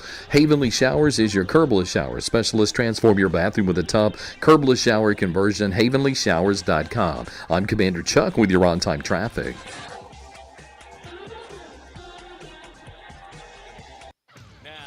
Sports 56 mornings on Sports 56 and 98.5 FM. This hour is brought to you by James Gaddis Jewelers. Genuine diamonds, baby. Here once again, Greg Gaston and Eli Savoy. That lady from Australia, the breakdancer, she's got a PhD in cultural studies. She is a college professor. 36 years old. / breakdancer. No. Apparently not a good one. And she got a 0. She said her quote was, what I wanted to do was come out there and do something new and different and creative. That's my strength, my creativity. I was never going to beat these girls at what they do best, the dynamic and the power moves. So I wanted to move differently, be artistic and creative, because how many chances do you get in a lifetime to do that on an international stage? I was always the underdog and wanted to make my mark in a different way. Yeah. Aren't there certain things you have to do? Right? Don't you, like gymnastics, you pretty much laid out for the judges what you're going to be attempting to do? No, you're just in a battle. It's a battle. So it's a free for all. Do whatever you want. There's no things you have to you have to spin like on a top 8 times. I don't know. By the way, do we have a problem that LeBron James dissed that little white kid? No. Anybody? I don't know anything about it. So I'm looking at the video right now. He just told the kid to get the F out of the way. I'm going to celebrate my gold medal. And then he goes towards the, I guess, club or restaurant or bar, and then he embraces what seems to be a younger black child, although it could be just a little guy, a little man. I can't tell. But, the kid, he wasn't quite in his grill, but he was in his way. And LeBron starts to dance a little bit as he enters, and then he starts to talk to the one kid who's on the side. And again, I can't really tell. He gives him a big hug. He might have known that guy anyway. I don't have a problem with it either, but it's being made a big deal. Andrew texted in on the Sissy's Log Cabin listener line, says, could y'all imagine the FIBA refs calling NBA games? No blood, no foul. It was a relief to actually see flow in games and a player not going to the line 15 times a game. Fun to see some physical games. I agree. They let you play in the international game. That's for sure. But they do let some stuff go, though. I'm not going to lie to you. They do let some stuff go that probably should be whistled. But, yes, the physical contact, allow that in sports, for goodness sakes. We're even getting away from it in football. But in basketball, that's a great text. Who wants to see a conga line to the free throw line, right? I know I don't know if he reffed it. I know one of the games early on in group play, and again, I'm assuming he reffed others. I didn't see it, but one of the refs is refs in the G League. Oh, really? I saw one of the guys, and he actually refs NBA games too. He does both G League and NBA games, but I saw him early on. I never saw him. I don't know if he did it. I'm sure if he was over there reffing, he did other games. But I don't know how many of those guys, where they get all of those officials from. As far as the various leagues around the world. Yeah, LeBron continued to complain about every single call. That's what LeBron does, but that's who he is. Every call. That's who NBA guys are. Yes. It's not just LeBron. The preseason AP Top 25 football poll comes out today. It will come out at 11 a.m. I don't believe Memphis will be in the poll. I do believe they will receive a number of votes that will probably place them somewhere between 26 and 32, somewhere in that neighborhood. We will see. Got some other college football news to get to in a second, but before I do that, the news yesterday from the Showboats.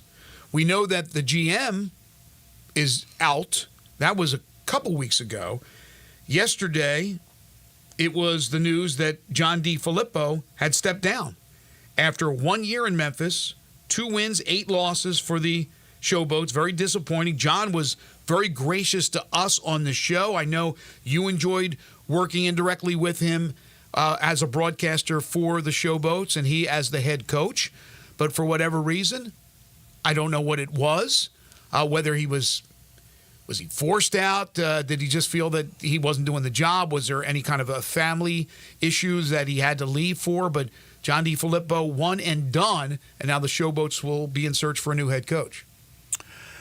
Yeah, it's right now no GM, no head coach. That's I don't know if Steve Macy. I was going to say Macy wearing some more hats, signing players right now, or what they're doing. But obviously, there's not much to be doing, I guess, right now. But here, as NFL teams start making cuts, stuff like that, like you'd think that you want these people in place. So I don't know. I don't know what the timeline will be for the league to make these announcements and get new people in place in those positions. But yeah, with no GM and no coaches, it's a tough position to be in. Barrett Lee is going to join us at 9:05. We start another season talking college football with Barrett. And he's written a story about Rodney Hill, which is a crazy story, the now running back for the Arkansas Razorbacks. I'll talk about that when he joins us. And probably ask him also about the situation yesterday. Utah coach Kyle Whittingham was doing an interview with columnist John Canzano, who covers Oregon, and he's out there in the Pacific coast, Pacific Northwest, to be more exact. Whittingham, according to Canzano, said there is a major realignment coming, and it will be a big one. Now, Dennis Dodd, reacting to that, said current stakeholders scoff at the prospect, especially over the next 4 years. So you got one, is there a major realignment coming down the road? And if it is, are we talking about something 2 years from now, 4 years from now, or maybe something well into the future? And this gets into the whole, is there going to be a breakaway of the two power conferences, the SEC, the Big Ten? Will there be additional teams with them? Will there be a breakaway of the four power conferences? So that's why when you talk to officials of a school, especially Memphis, or coaches, that they're always bringing it up, and you kind of getting tired of the talk, right? Realignment. Oh, God, no more. Is there going to be more realignment? Well, yeah, we hope there will be, but probably not. Well, they're adamant. Jeff Crane, who's now moved on to South Carolina, he was very adamant about it. It's going to happen again, so we have to position ourselves. So that's why, the most important reason these things are happening at Simmons Bank Liberty Stadium and the renovations and why things have to happen to put yourself in the best light to possibly get that call if this happens. But again, this is a sitting head coach. Now, Utah, of course, going from the Pac-12 to the Big 12, but in a power conference nevertheless, and a coach saying that not only is this going to be happening soon, it's going to be major. Might just be words.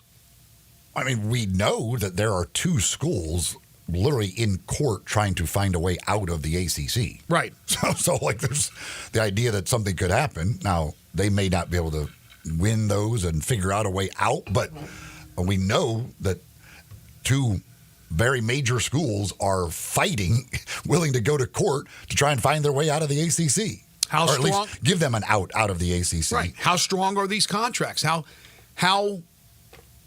binding are they? Because these are lengthy contracts that they have with all these ACC schools. But that's where it opens the door. However, it doesn't necessarily affect a Big Ten SEC breakaway. If it does break away, I'm sure those teams will be at it.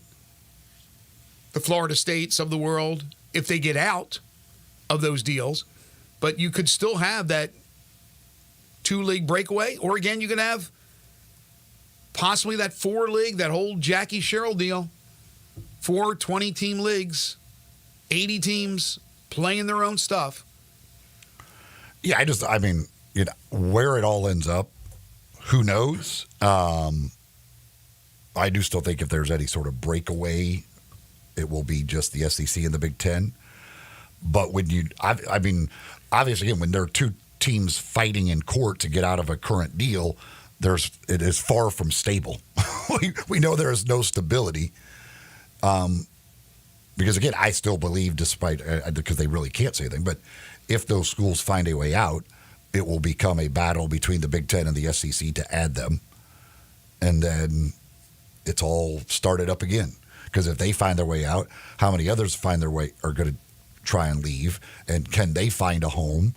And then the ACC's right where the Big 12 was or whatever, and now they have to go try and how do we piece this together and try and not become the Pac-12 where literally we lose everybody and we no longer exist as a conference. So there is nothing even close to stability at this point. It's interesting because as I brought this topic up, I'm looking on my X feed and our friend Tim Buckley from the Daily Memphian posts a story about Big 12 ACC pros and cons as the Tigers, now under the director of new AD Ed Scott, continue to try to leave the American for a higher profile conference.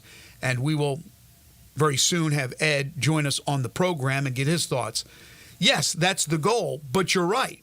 If there's a breakaway of the SEC and the Big Ten, let's just say, then everybody else becomes basically subservient to those two leagues.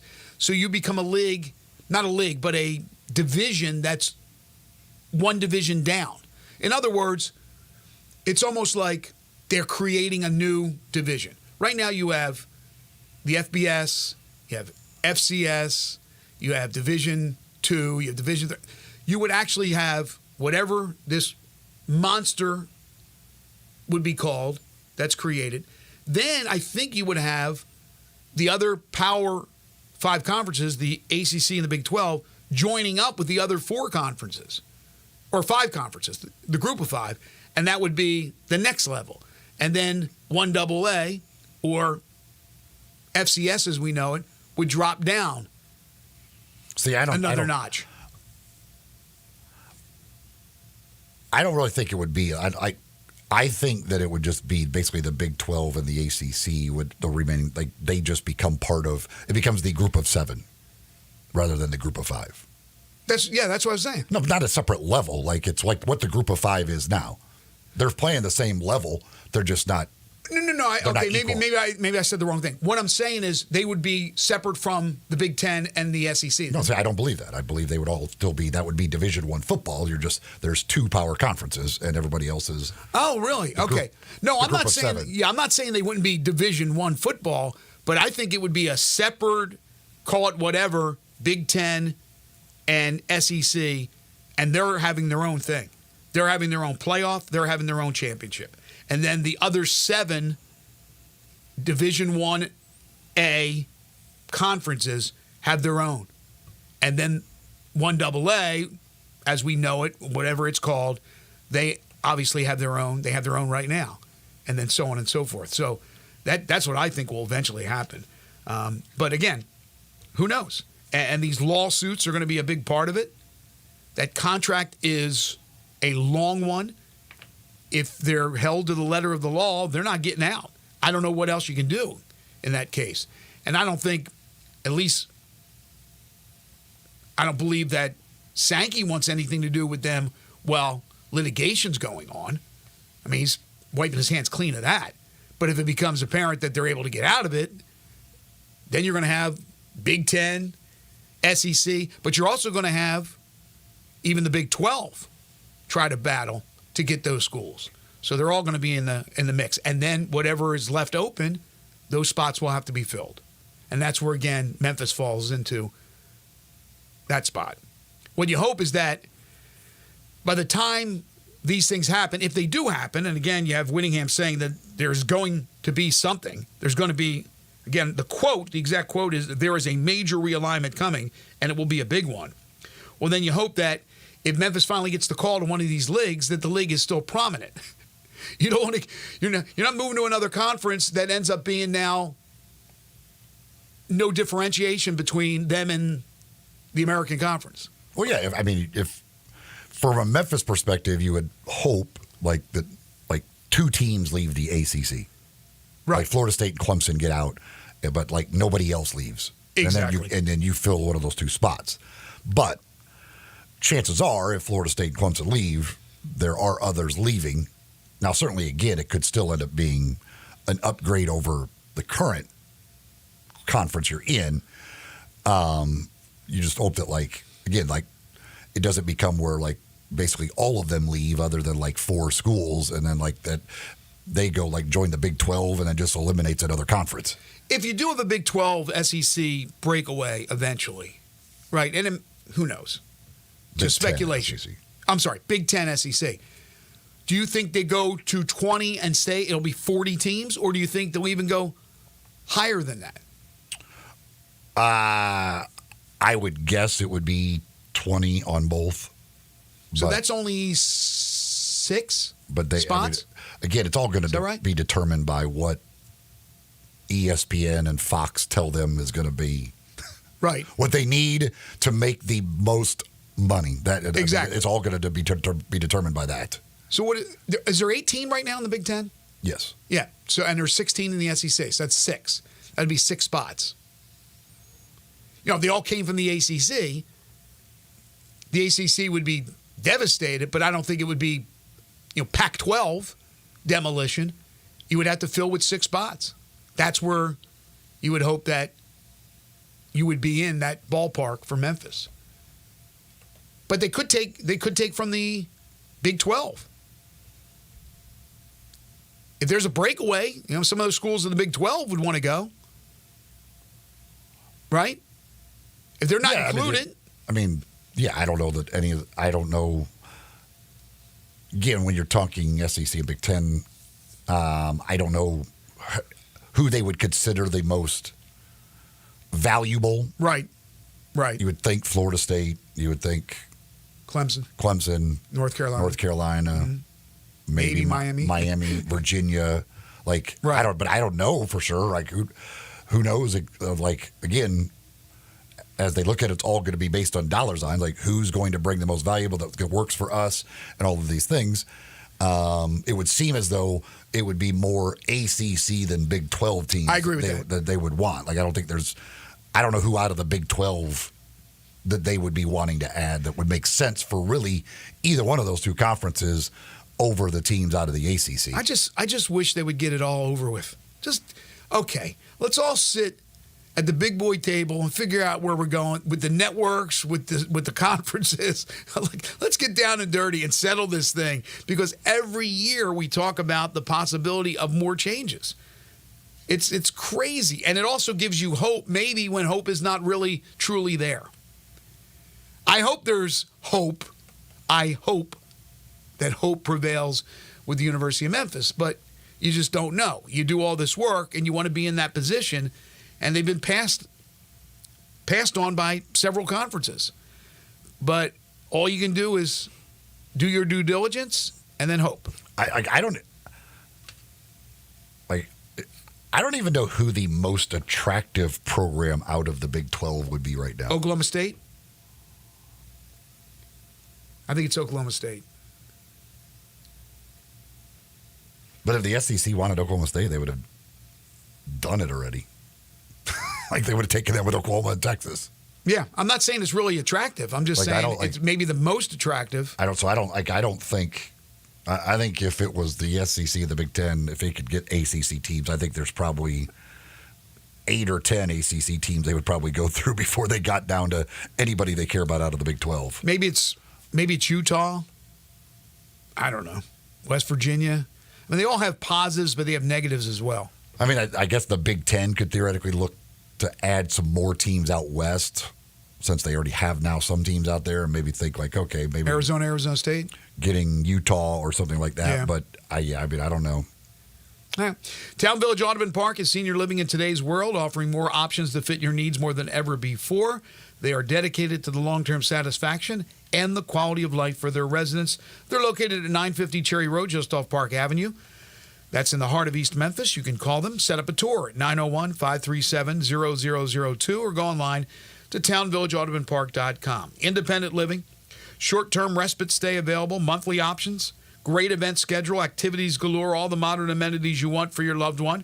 All they ask is that you're 55 years of age or older, so perhaps you're looking at your golden years. But more than likely, it's about a parent, a grandparent, somebody in the family, a good friend that you want to take care of, and they will take care of you at Town Village Audubon Park. Monthly rental with no buy-in.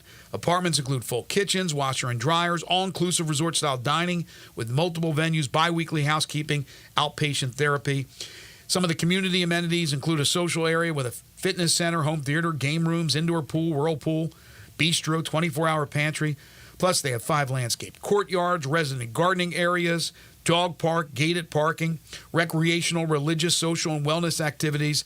It's all there. Again, all they ask is that you're 55 years of age or older. If you want to find out more about Town Village Audubon Park, give them a call, set up a tour, 901-537-0002, or go online to townvillageaudubonpark.com. When we come back, we're talking NFL preseason. This is Sports 56 Mornings with Greg and Eli on Real Sports Talk, Sports 56 and 98.5 FM.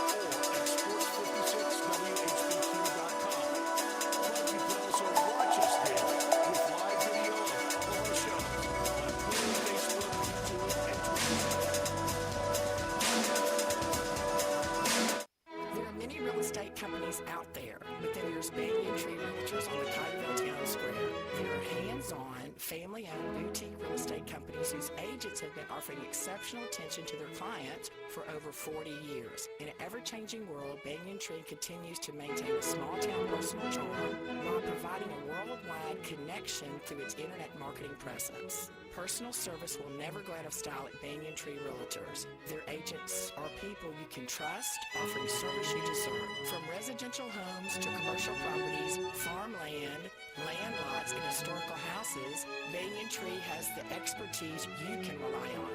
So if you're downsizing, upsizing, moving in, or moving on, give Banyan Tree Realtors a call today. Craig Smith and Mary Jean Smith and their agents are ready to serve you. Call today at 901-620-8920 or 901-359-2520. You or someone you know or care about has dealt with a difficult divorce. When facing divorce, you need the attorneys at Rice Law. Nick and Larry Rice lead the firm with 3 generations and 7 decades of experience. Located in Memphis, serving the entire state of Tennessee and North Mississippi. Rice Law is who you need to call. Simple or difficult divorce, they know how to handle it. Call Rice Law at 901-526-6701, or for more information, visit them at aboutdivorce.com. That's aboutdivorce.com. Drive like a pro and support a great cause during the sales drive at Landers Ford in Collierville, Landers Ford South in South Haven, and Landers Ford North in Covington. We've provided over 100 new Fords to be driven by the pros at the FedEx St. Jude Championship. Now they're all being sold with demo prices. That's right. Over 100 new Fords driven by the pros are being sold with demo pricing below market value. A portion of the proceeds go directly to the St. Jude's Children's Research Hospital. This is a once-a-year opportunity to trade up and drive like a pro while supporting a great cause. Visit LandersMemphis.com. That's LandersMemphis.com. Or come see us at Landers Ford in Collierville, Landers Ford South in South Haven, or Landers Ford North in Covington. With our Landers Easy Pass, you can get top dollar for your trade-in to help you save even more. Don't miss your chance. Reserve your demo price new Ford driven by a pro at the FedEx St. Jude Championship and lock in low APR financing. Remember, if it doesn't say Landers, you paid too much. This year, Dell Technologies' back-to-school event is delivering impressive tech with an inspiring purpose. Learn how Dell is helping Computer Aid, whose work is helping solar community hubs with tech and AI literacy skills to empower remote, displaced, or disconnected communities around the world. Help Dell make a difference and shop AI-ready PCs powered by Snapdragon X Series processors at Dell.com/deals. That's Dell.com/deals. Chris Price here for Brian Elder Roofing. For nearly 2 decades, we've installed some of the best roof systems across the Mid-South. To the tens of thousands of clients we've served, we are honored. So many of you call our team at Brian Elder Roofing your roofers. Our team is dedicated to serving you and keeping your family safe, dry, and mold-free. The recent hailstorms have caused massive damage, and many of these will go unnoticed for years, even though the golf ball-sized hail we just experienced in the Mid-South compromises even the best-built roof system. Whether we find damage or not, your photos are securely stored for future reference. Call Brian Elder Roofing today for a total evaluation of your entire roof system free. We will not try to sell you a roof if all you need is a repair. Call me at 901-867-0303. That's 901-867-0303. Or visit us online at brianelderroofing.com.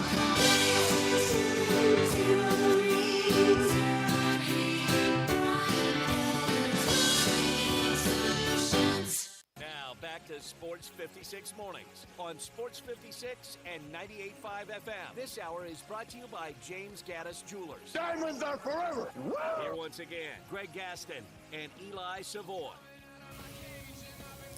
Welcome back, everyone. 8:50 the time. NFL preseason week 1 has come and gone. Some big names actually played a little bit. Others sat out.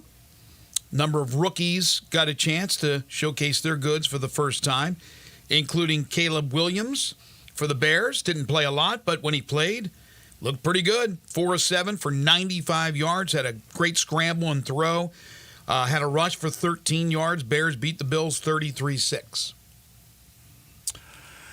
Yeah, I wonder how much they're going to actually want to play him. Certainly with a rookie, you'd think you'd want to get him a decent amount of reps. But it's not like there's a decision on whether he's going to be your starting quarterback or not. So I don't know. Right. I don't know how they will handle this with him going through the preseason. Well, if he's playing more, he'll play in game 2. Because more than likely, there's nobody of significance playing in game 3, the final game. Then there's another week. For them, game 4.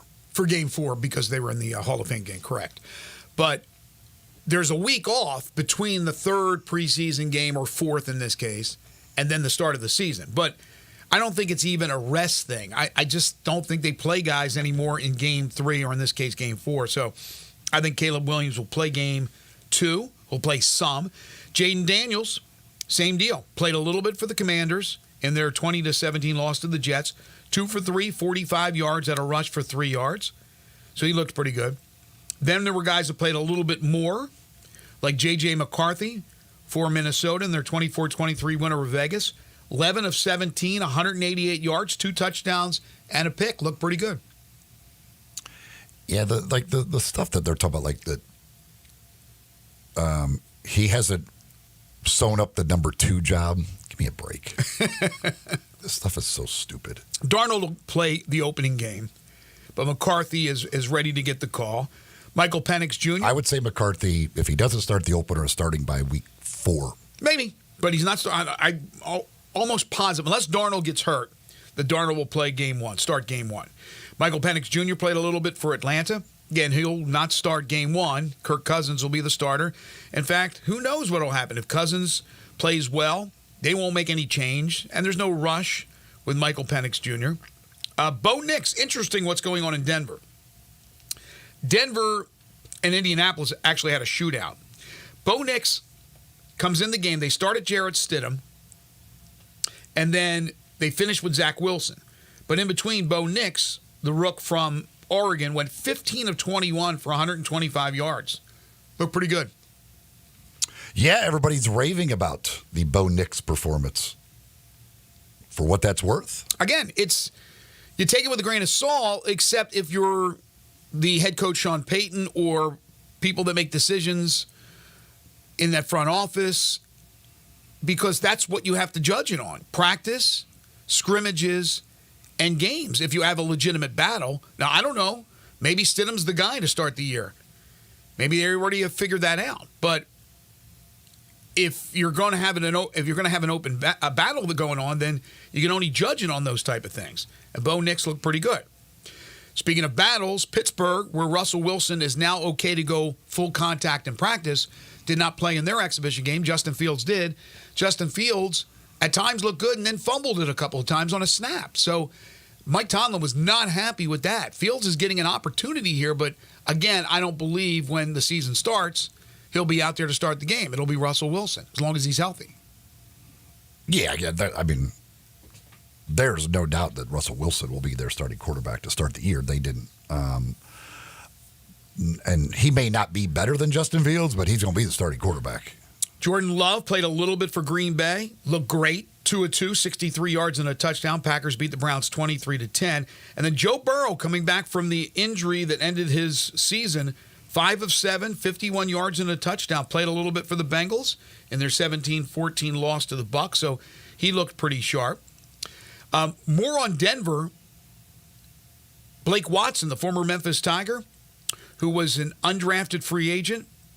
Very good performance. He had 9 carries for 26 yards and a touchdown. Also had a 33-yard reception. Tyler Beatty's also on that team, Memphian, who had 2 carries. He scored a touchdown. But Blake Watson showing an awful lot in that first preseason game. Again, for what it's worth. Yeah, I would, for somebody like him, certainly showing any sort of production and, get his ability to catch the ball as well, I think gives him a great chance to stick in the NFL. Whether it be with Denver or somewhere else, I would think that there's a pretty good chance he's very least on a practice squad, but I think very well could make an active roster and probably will be with Denver. Titans beat the 49ers 17-13 in Nash Vegas. Tony Pollard, one of the big additions in the offseason for the Titans, 4 carries for the former University of Memphis star, 36 yards plus 2 catches for 11 yards. And he's expected to split time with the former Tulane star, whose name eludes me right now, Tajay Spears. So, but good performance by Tony. And again, in Nashville, it's Will Levis's job. They brought in Mason Rudolph to be the backup. Malik Willis, third string quarterback. There's no quarterback competition going on there. Kansas City, not good. Hollywood Brown hurt his shoulder, so he could miss some time. Not sure how significant, but could miss some time. You go and you couple that with the Rashee Rice thing, and all of a sudden a couple of weapons are down. Yeah, they and obviously they brought in Xavier Worthy, but they don't want to be losing the veteran guys. Obviously, Kelsey's always going to be a big part of that, but they would like at least some of that experience on the outside to be healthy, I would say, for Patrick Mahomes.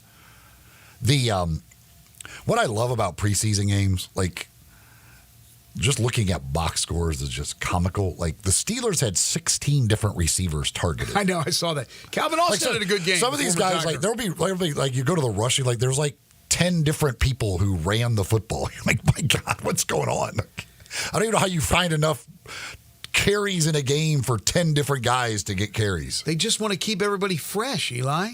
Yeah, Calvin Austin played, the former Tiger, and for Austin, he caught 2 passes for 49 yards. He was targeted 3 times, a long of 25 yards.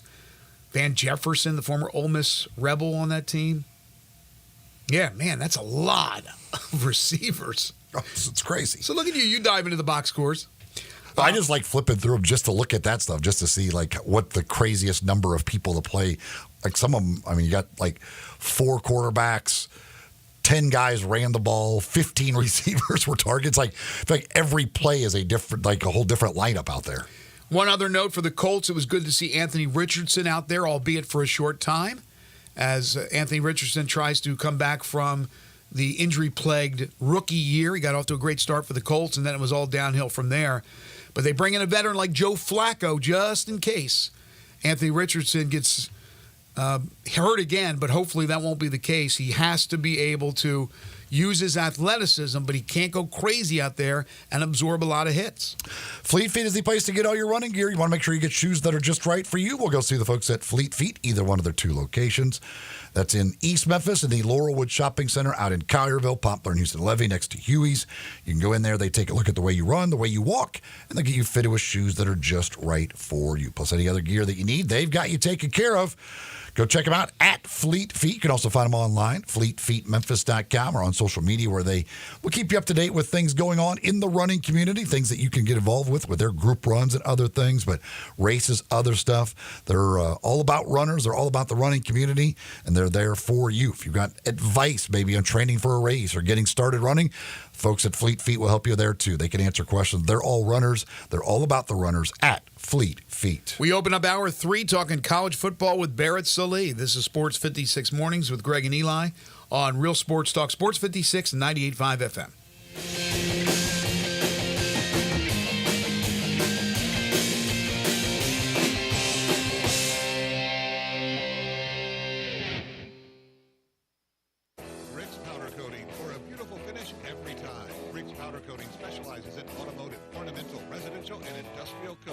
With 2 conveyor lines and the largest batch ovens in the Mid-South, Rick's can accommodate all of your powder coating needs.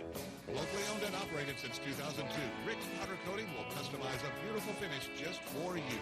Drop by or call to see how Rick's Powder Coating can bring color to your life. 901-367-2771 or rickspowdercoating.com. Simple, smooth, and every sip as easy as the last. Tito's handmade vodka tastes just as good with tap water as it does your favorite mixers. Back in the day, Tito distilled, hand-bottled, taste-tested, sent out to a few friends, then taste-tested again to give you the finest juice around. No frills, no flavors, no fancy labels, just the good stuff, just Tito's. For recipes, videos, and more, visit Tito'sVodka.com. Distilled and bottled in Austin, Texas, 40% alcohol by volume, mainly 80 proof, crafted to be savored responsibly. The best golfers in the world are coming to Memphis for the WGC FedEx St. Jude Invitational. Sports 56 and 98.5 FM will be broadcasting live at TPC Southwind throughout the day, Wednesday through Friday of tournament week, keeping you up to date with the latest tournament news and talking with the players and officials. Our coverage of TPC Southwind on Sports 56 and 98.5 FM is brought to you by Landers Ford in Carterville. Also sponsored by Town Village Audubon Park, Wilson's Power Wash, Wade Incorporated, North Mississippi John Deere Dealer, Blue Cross Blue Shield of Tennessee, and Jason's Deli. eBay Motors is here for the ride. Go ahead, feel your engine. Admire that perfectly installed exhaust. Your vehicle's moving along this freeway like it was made from fresh installs and a whole lot of love. With eBay Motors, you get over 122 million parts to keep it running. And with eBay Guaranteed Fit, they'll be the perfect fit every time. Plus, at these prices, well, we're burning rubber, not cash. Keep your ride or die alive at ebaymotors.com. Eligible items only. Exclusions apply. Memphis, the playoffs are back. Come see the PGA Tour's best compete for the trophy, the FedEx St. Jude Championship, August 14th through 18th. Witness the drama as 70 players arrive in Memphis and only 50 move on. Tickets are on sale now at FedExChampionship.com. This Sports 56 traffic report is brought to you by Luttrell Belting. They keep you moving. Sports 56 traffic. Good morning. I'm looking at a crash over here. It may have some injuries. It just happened a few minutes ago on 240 westbound, just past Mill Branch. Now it's really slow between Airways and Mill Branch, going 240 westbound as everybody rubbernecks as they drive by this accident scene over here right now. Traffic still a bit busy trying to get across the Hernando de Soto Bridge there on 40 going eastbound, but it hadn't been too bad there coming in from West Memphis. Hey, Weimer's Jewelry, 7525 Highway 64 is your full-service, family-owned jewelry store here in Memphis. I'm Commander Chuck with your on-time traffic.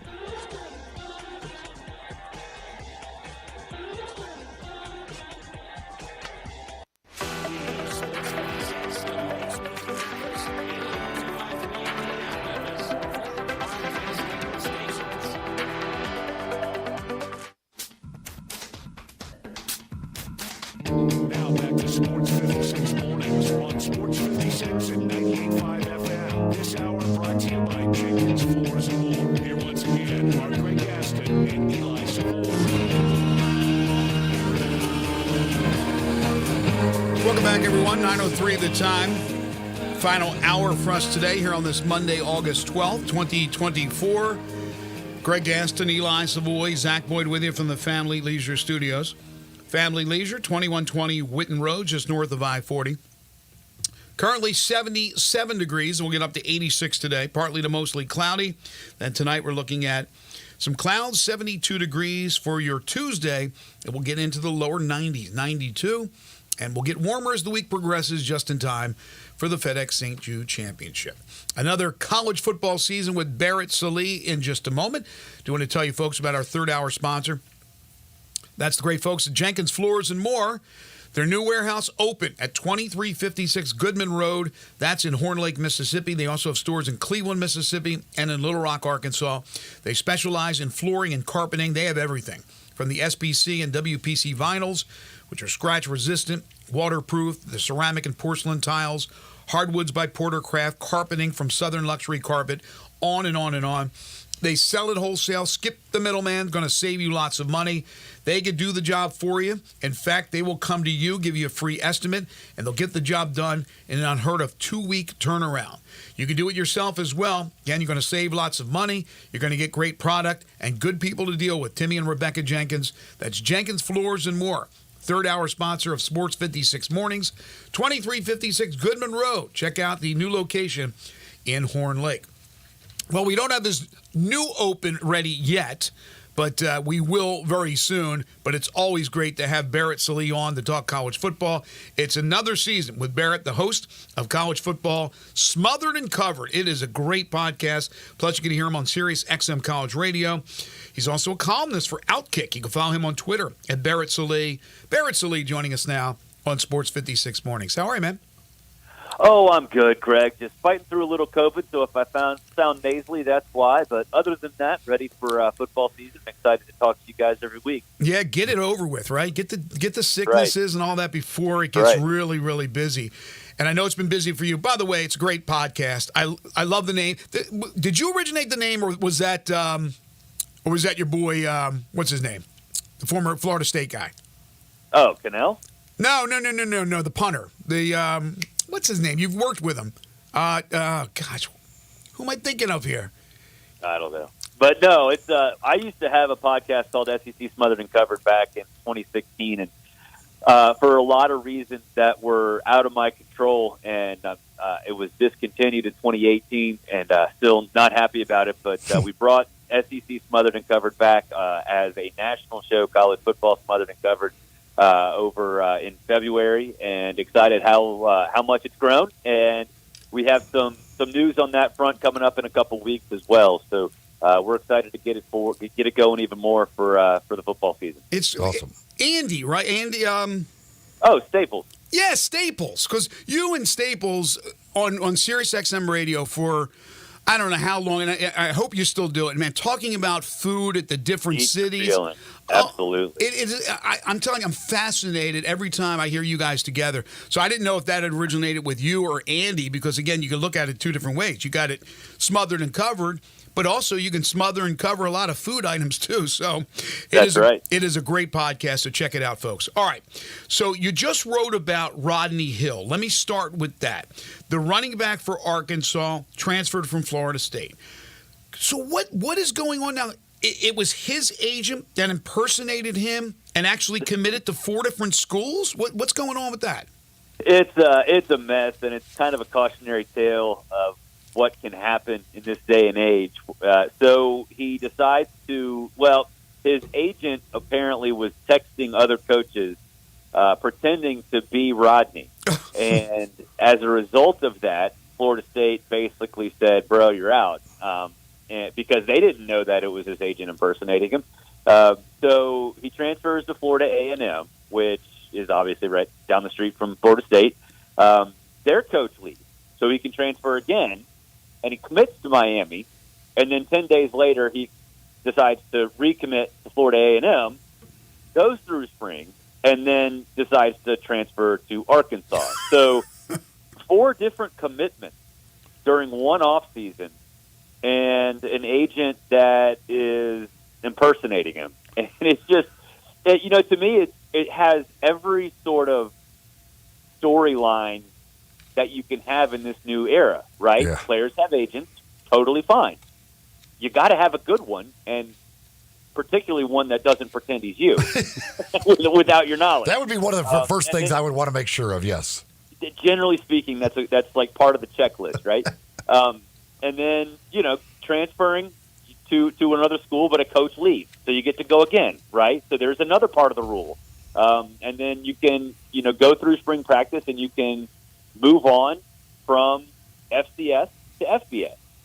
So, it's got literally every part of the transfer process, including an NIL deal with an agent, all wrapped up into one guy. And I know folks will look at it and say, oh, my God, and kind of question his character.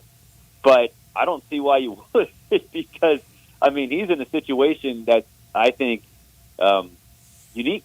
I don't think anybody's gone through a situation like that. And I think it's a cautionary tale to players, out there. Say, hey, look, make sure you surround yourself with the right guys, because one bad guy, one mistake by an agent sent him on this whirlwind, and found himself at Arkansas, which is a great place, and he's going to have a chance to play because he's a good player. But man, that's a lot of zip codes. That's a lot of changes of address. Well, since you bring up Arkansas, and we're talking about a coaches leaving, does Sam Pittman make it through the season? I don't think he makes it through the season, but I think I love Sam Pittman. I just think that it's going to go backwards. I'm not the biggest Taylor Green guy. I think from from a line of scrimmage standpoint, they're not where they should be under Sam Pittman. And I know the schedule by Arkansas standards is easy, but by Arkansas standards, that's it's kind of a different kind of bar. Right. Because it's still, incredibly difficult, especially for a team that's undermanned. So, no, I don't think he makes it through the season. I think Bobby Petrino will be the temporary head coach, which brings a whole new storyline to Fayetteville. it's going to be a mess. I would imagine by November. These ADs, they have to make quick decisions, obviously, now because of the portal and coaching silly season and all that stuff. So, yeah, I think Arkansas will try to get out in front. And it wouldn't. I mean, if they're going to promote Petrino to the head coaching position, if they fire Sam Pittman, it wouldn't surprise me if they name him as a permanent head coach in November, because we've seen programs do that now. I mean, UConn did that with Jim Mora. Mm-hmm. You know, say, hey, look, he's our guy in mid-November, and so yeah, it's. I don't think he does it. I don't think he makes it through, and I hate that, because I actually like Sam Pittman an awful lot, and I just think he's in a bad situation at Arkansas. Yeah, I agree. He's a friend of the show. We love having him on. We love having Barrett Sallee on, who's joining us on the Sissy's Log Cabin guest lines. Okay, assuming that there's any unforeseen circumstances away from the playing field or the school as far as the head coaches are concerned, just on field and what they accomplish, is Sam Pittman the only coach in the league that could possibly lose his job this year, or do you believe Napier's still on the hot seat, or is there anybody else that would fit into that category? Yeah, Napier's on the hot seat for sure. I just think with Florida, it's all about the structure of the program and what it looks like, because with that schedule, 7-5 can look a zillion different ways, right? He can finish 7-5, and I think the administration and the fan base would be totally happy with that if they look competitive, if they look organized, and they look like there's hope for the future. Last year and the year before, Billy wasn't organized. He didn't structure the coaching staff very well, and he didn't pay attention to details. And he went and hired some dudes who were going to yell in the offseason. Like, he hired some guys who are going to get on these players. So that's why I say it's not about the number, it's about the feeling. Because I think even 6-6, he can stick around if he's competitive. Like, the last 5 games after the week off before the cocktail party are brutal. He might lose every single one of those games. And even the first half of the season, they play Miami, they play Tennessee, they play UCF. I mean, it's brutal. So, I think it's all about what it looks like. If they look unorganized and poorly coached, like they're lost, then he's gone. But if they have a bad record, but it looks like he's figured some things out from an organizational standpoint, I think they'll keep him around, because I think they like him. I like him. I think he's a good coach. I just think he's kind of wasn't really ready for the big time yet, and I trust that he can figure it out, but he's got to show that this year.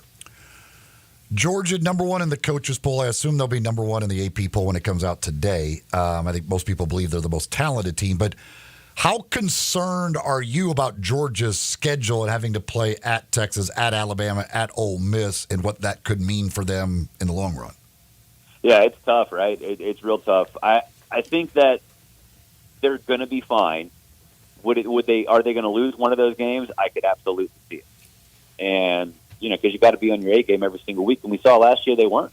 They were struggling in the first few games, trying to get moving. Like I think they were losing to South Carolina at halftime. They almost lost to Auburn.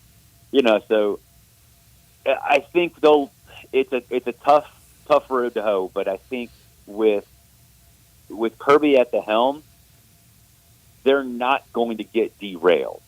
So I think, are they going to miss the SEC championship game? I doubt it. But could I see a situation where maybe they lose a tiebreaker and are on the outside looking in? I think it could happen. I don't think it's likely, but I think it could happen. So it's a tough one. Georgia generally has a pretty easy schedule, especially when Auburn's not good. This year is a little different. Barrett, do you see with the news that we continue to read about the recruiting that Hugh Freeze is doing at Auburn, can you see 4 or 5 years, maybe sooner down the road, or maybe not at all, that Auburn could get back to where they once were and maybe even inch ahead of Alabama in that state?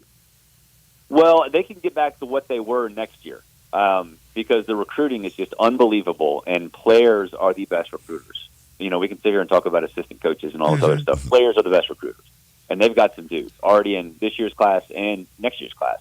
And so that tends to snowball, especially after these high school players have started their seasons. Some I know the school my kids go to has a game on Friday. That's crazy. I know.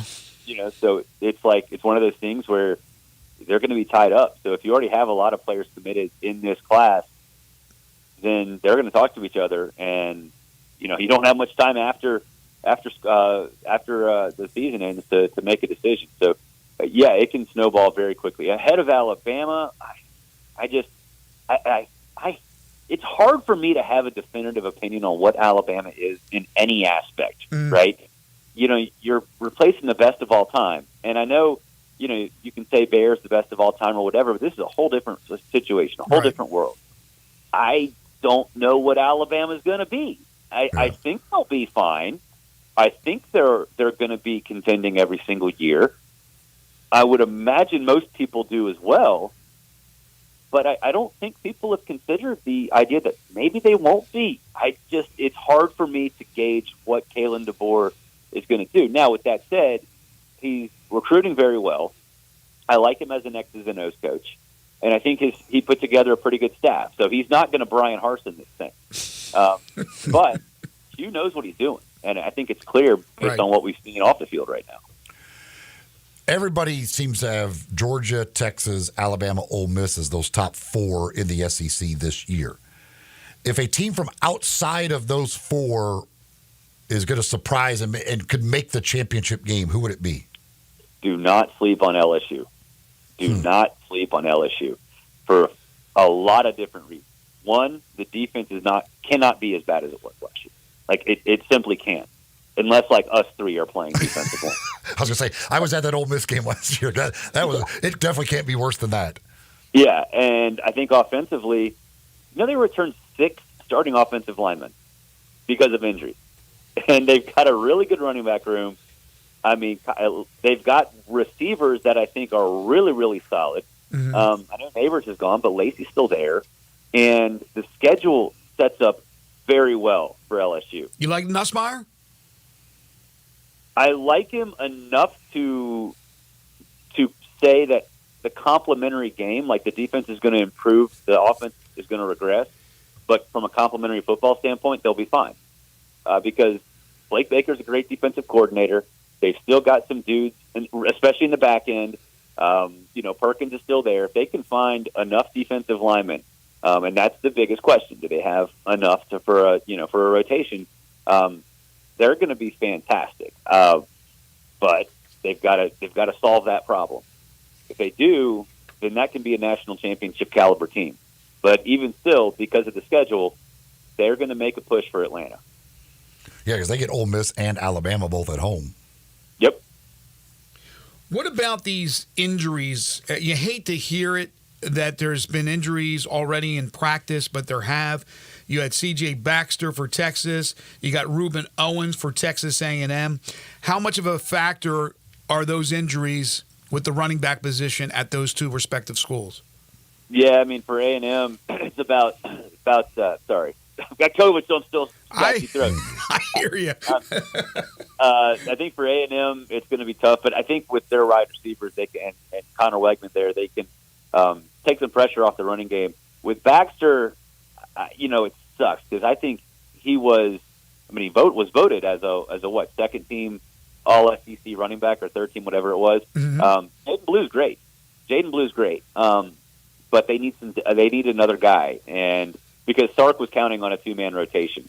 That said, that offensive line is very, very good. So finding a guy who can be the 1B, it should be a little bit easier knowing that he's going to have a lot of help, whoever he is. So, they can't lose Blue, but Texas is still, I think, going to be okay because that offensive line solves a lot of problems. And throwing Notre Dame out of the mix, who is the best team in the country not in the SEC or the Big Ten? Oh, the SEC or Big Ten. Throwing Notre Dame out. Oh, man. Is it Florida State? Utah? Clemson? Utah? Oklahoma State? God dang, guys. You don't think it's Florida State? I'm gonna say Clemson. No, I'm gonna say Oklahoma State. Okay. I'm gonna say Oklahoma State because you have Ollie. God, this is a tough question. Ollie Gordon, extremely experienced up front, veteran quarterback, experience in the secondary, which just screams Mike Gundy special. But that's a tough question. It's a tough question. But you kind of sidestepped Florida State every time I brought it up. Are you not a big fan of Florida State this year? No, I am. I think that there's a case that can be made that they can probably be that team by the end of the season. Right now, I can't say it. Okay. Because there's so much turnover. I can't say it. I can say that about Oklahoma State. Not sure about Clemson. I think Clemson has a little bit more upside than Florida State. And Utah, but Utah would have to wait till Cam Rising to see what he is healthy. But I tell you what, guys, I am going to Ireland to cover the Florida State. Nice. Are you really? I will see them up close and personal. Very nice. Do you like Guinness? I don't like it. I'll be honest. I don't like Guinness. I don't like it, but I've heard the Guinness, the real Guinness, is much different than the stuff we get here. Oh, really? Yes.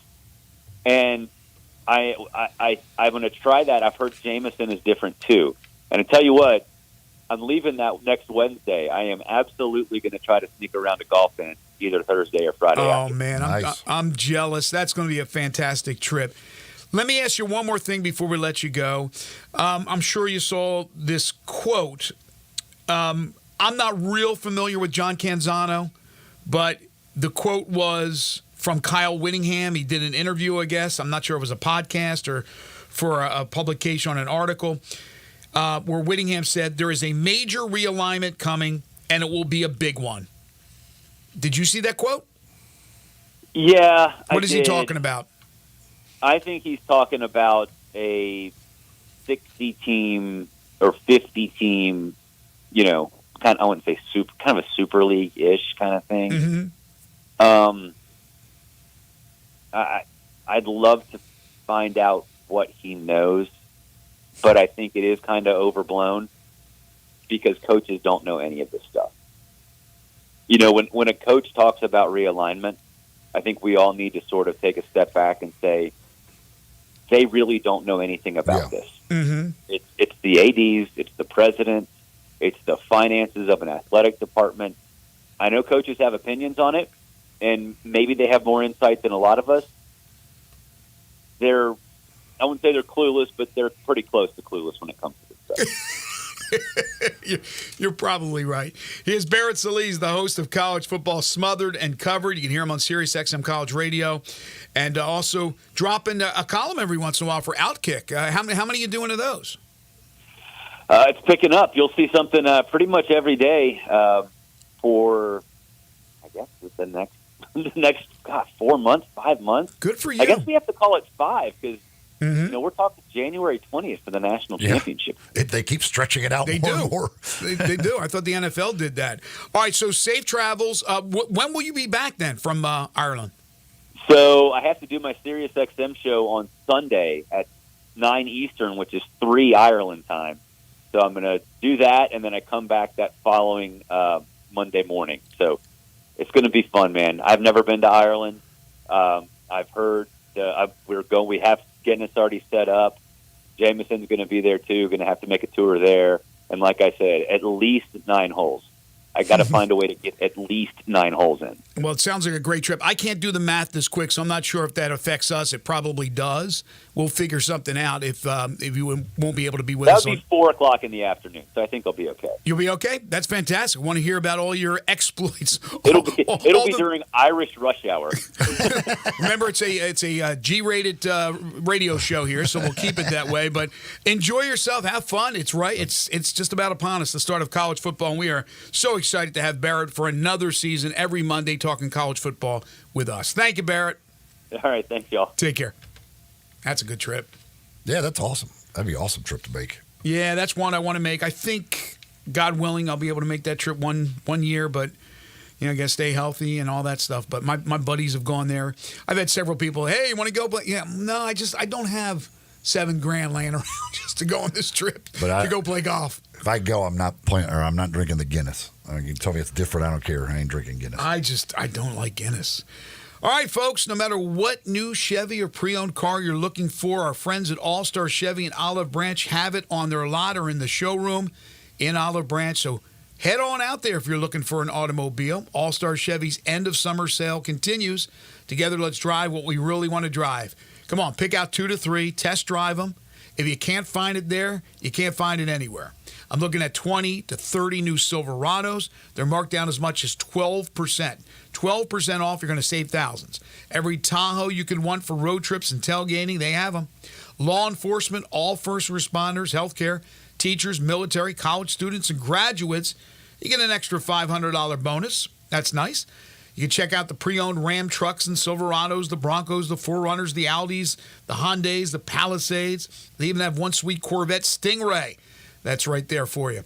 Best week to get the most money on any vehicle you want to sell. So bring it to All-Star Chevy in Olive Branch. Get a big check today. Let's go. Don't miss out on All-Star Chevy's end of summer sale. It's going on right now in Olive Branch at All-Star Chevrolet.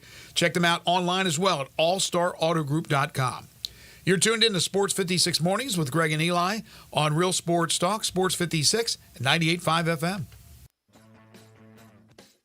Join the voice of the Tigers, Dave Woloshin, for Wolo and Friends. Weekday mornings from 10 to 11 here on Sports 56 and 98.5 FM.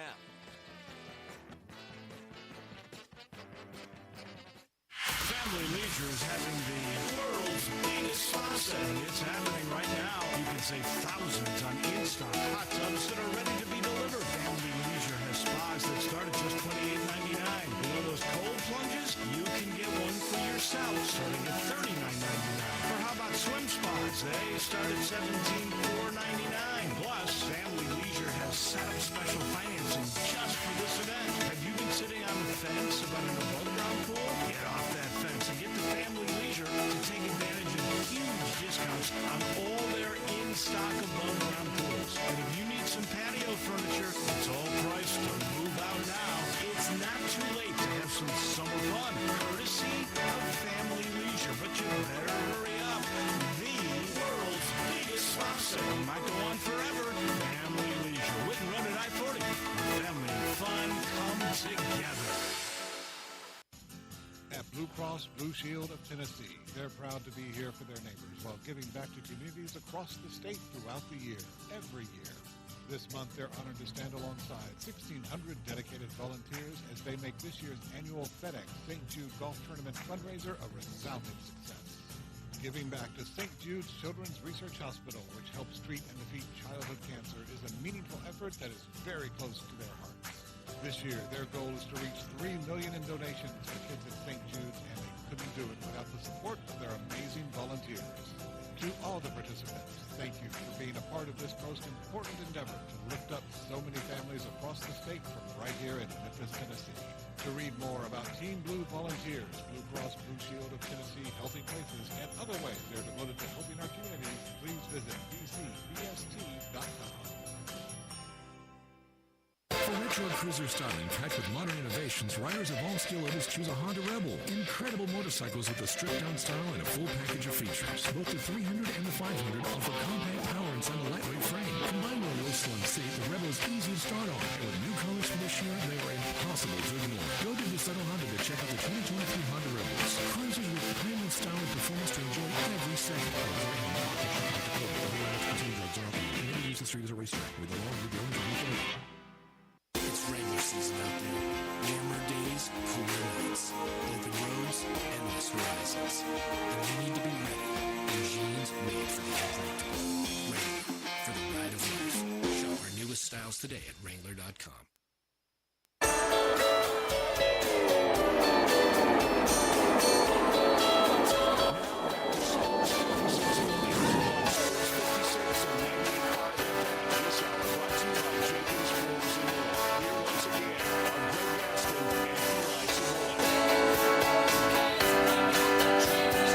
Welcome back, everyone. 9:30 the time. Final half hour for us today here on this Monday edition of Sports 56 Mornings. Greg Gaston, Eli Savoy, And Zach Boyd with you from the Family Leisure Studios.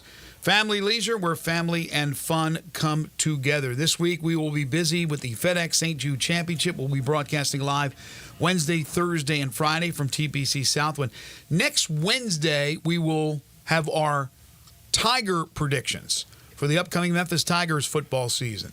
And then the following week, it'll be about the SEC, Eli, and we'll probably need 2 days to discuss the SEC. You got the two added teams, but as Barrett said, don't overlook LSU. I'm not overlooking LSU. But there are a couple of other schools that I think could really make some noise. And Tennessee's one of those schools that I'm just wondering, will they have enough defensively? They have a great defensive end in Pierce. They have some real good talent there, but can they put it all together? Because you got to think they're going to score points. Although Nico now being the man, will there be any hiccups? But Tennessee is one I certainly look at. I just don't know where Texas A&M is. I am not falling for the whole Texas A&M is going to be really good from the get-go thing because it never seems to materialize. It didn't really work out with Jimbo the way they had hoped, so I'm not going to fall for that, but they still have a lot of talent that they could be really good and make some noise. There's 9-10 teams in Auburn. Again, I don't think this year's their year, but I think their future looks bright. But Auburn certainly from one Saturday to another could certainly pull off an upset. And I'm not even bringing up like a Kentucky that's certainly solid and has been under Mark Stoops. It's just unfortunately those bottom 4 or 5 are going to take the brunt. And Oklahoma's another one that, again, I could see them doing some damage, but I just don't like Venables as much as a head coach, and I don't know if Oklahoma will ever get back to being the Oklahoma Sooners that we know, but they certainly can do damage. But I think it's going to be 10-11 that who knows what could happen. I'm not saying that Oklahoma, Texas A&M, Kentucky, those teams are in the same bucket as Georgia and Texas and Alabama and maybe even Ole Miss, but they could be. It's just those bottom ones are going to absorb most of the losses. And unfortunately, that will include Arkansas and Mississippi State, 2 regional schools. Got a text from Reggie on the Sissy's Log Cabin listener line. He says, let's be honest, Alabama's advantage was Nick being the best recruiter/program in the country. NIL puts the playing field on a somewhat even level. Now his bench players can play other places. Alabama will not dominate the league anymore. Yeah, look, that's a great point, and that's why I brought up Auburn. It's not out of the question, and this is not a knock on Kalen DeBoer, who I think is a really good coach, and he's proven it. I mean, he took Washington to the national championship game, for goodness sakes, 1 year ago. He's not Nick Saban, and nobody believes he's Nick Saban. Alabama's still going to get their share because they're Alabama. But Auburn is on the rise, and it's not out of the question that Auburn can get back to where the Iron Bowl was maybe the best game of the year in college football, because there has been a big drop-off for Auburn through Harsin and those lean years, and Alabama dominating with Nick Saban. It evens the field a little bit, and then as he said, the NIL certainly evens the field a little bit as well. Well, I mean, certainly it's hard anyway when you start breaking in Texas and Oklahoma. But the bottom line is, like, Georgia is the one dominating the conference right now. Right. Georgia is. So, and Kirby Smart hasn't left there. So right now it's trying to figure out how to keep up with Georgia. Like, they have taken over as what Alabama was in the SEC. Yeah, I was just making the comparison in the state of Alabama, where it's a great battle between Auburn and Alabama. Usually is. Can Auburn become the 1A and Alabama drop to the 1B in the not-too-distant future? That was my question, basically, to Barrett. But you're right. Georgia, it's still now here recently over the last 5 years or so, it's all measured now with Georgia being the top dog, no pun intended, and trying to knock them off their perch. I mean, yes, does NIL level the playing field? Yeah, it certainly gives other opportunities for those. But Georgia, even with NIL and that ability for guys to go play elsewhere, maybe make money Georgia, maybe they're not good enough to even get on the field, but they're good enough to play other places. Georgia's still doing it. Georgia, year after year, has the most talented team in the country right now with what he's doing in recruiting. So it's still. I mean, I think Kalen DeBoer will be fine and do a good job at Alabama, but yeah, I mean, it's just that it's amazing if Georgia's able to keep this up because you shouldn't be able to dominate a conference, not the SEC. No. I mean, like you're thinking about what you're talking about when you've got Georgia, and you've got Alabama, and you've got LSU, and you've got Texas now, and you've got Oklahoma. I mean, and the programs like Florida and Tennessee and Texas A&M. Like nobody should be able to dominate that conference, but Alabama did it for a long time, and now Georgia's doing it. Like they've figured out the recipe, and it's pretty incredible. But what you don't want to see, which I think it doesn't hurt the viewership, the fan bases, for the most part, is equality. You don't want to see where teams are all equal, 8-9 teams are equal, because then you have the possibility of cannibalism. You're beating each other up. It makes for great competitive, down-to-the-wire games. You don't know who's going to win.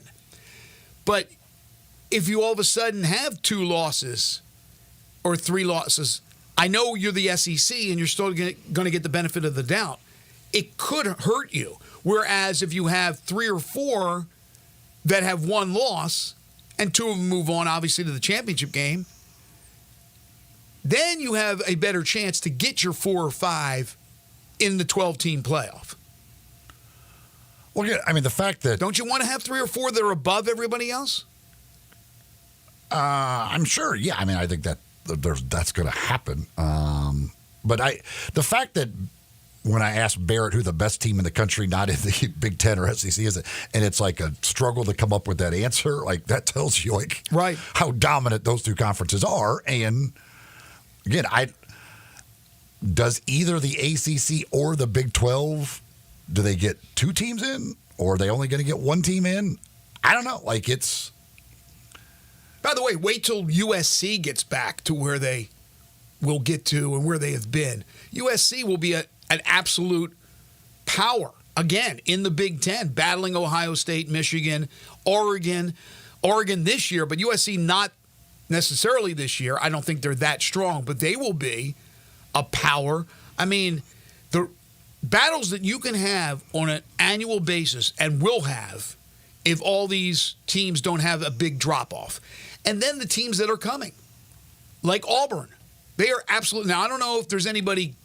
Can UCLA get back to where they were, where they are an extremely competitive team battling in the Pac-12 for the title? That's a question mark. And that's a question that needs to be answered eventually in the next few years. I don't know if Deshaun Foster is going to be that guy, but we know that Oregon's going to be extremely good and will be for years because they have the money, they have the backing, they have Phil Knight, they have Nike. I think USC, I like their coach. I like Lincoln Riley. They're going to get players. Kids want to play out there in southern sunny California. Ohio State. Michigan, I don't think they'll drop off too much, but they do have the coaching change. Harbaugh's gone. Will they want to still play for Sharon Moore? But theoretically not cheating anymore. Theoretically. That hurts. I don't know if Michigan State can get back to where. Penn State will be consistent. They will every year be right there and lose to Ohio State. Normally lose to Michigan, or if they're playing Oregon, and then still go to a very good bowl game. That's Penn State. That's James Franklin. Then the rest of them are, again, they're not good. That includes my alma mater. Not good. Maryland is not good. Iowa, we know what Iowa is. Defensively, they hang in the games. They need offense. Nebraska under Matt Rule, can they ever get the type of players that they once got? I doubt it very much. So there's a bunch of teams there that are they're very marginal. But to have 5 or 6, 4 or 5, I think at the most, but you don't want to have 8 or 9 that are knocking each other off. And I think the SEC is going to have 8 or 9 knocking each other off. The other thing, too, about this year, when you're talking about how many teams could make the playoff, the SEC, with these non-conference matchups that they have, are playing a lot of these other top team. You've got Georgia, Clemson right off the bat. Well, if Georgia beats the crap out of Clemson, immediately. Right. Well, that's not going to look good for the ACC. Like okay, so if it gets down to the end of the year and you're starting to compare the fourth team or fifth team out of the ACC or out of the SEC versus, say, Clemson doesn't win the ACC. Well, if you've got Georgia beat the hell out of them in week 1, then they're going to like, okay, well, maybe it's the next team out of the SEC. You got, now, Oklahoma State, they get Arkansas. Oklahoma State should, if they are truly like,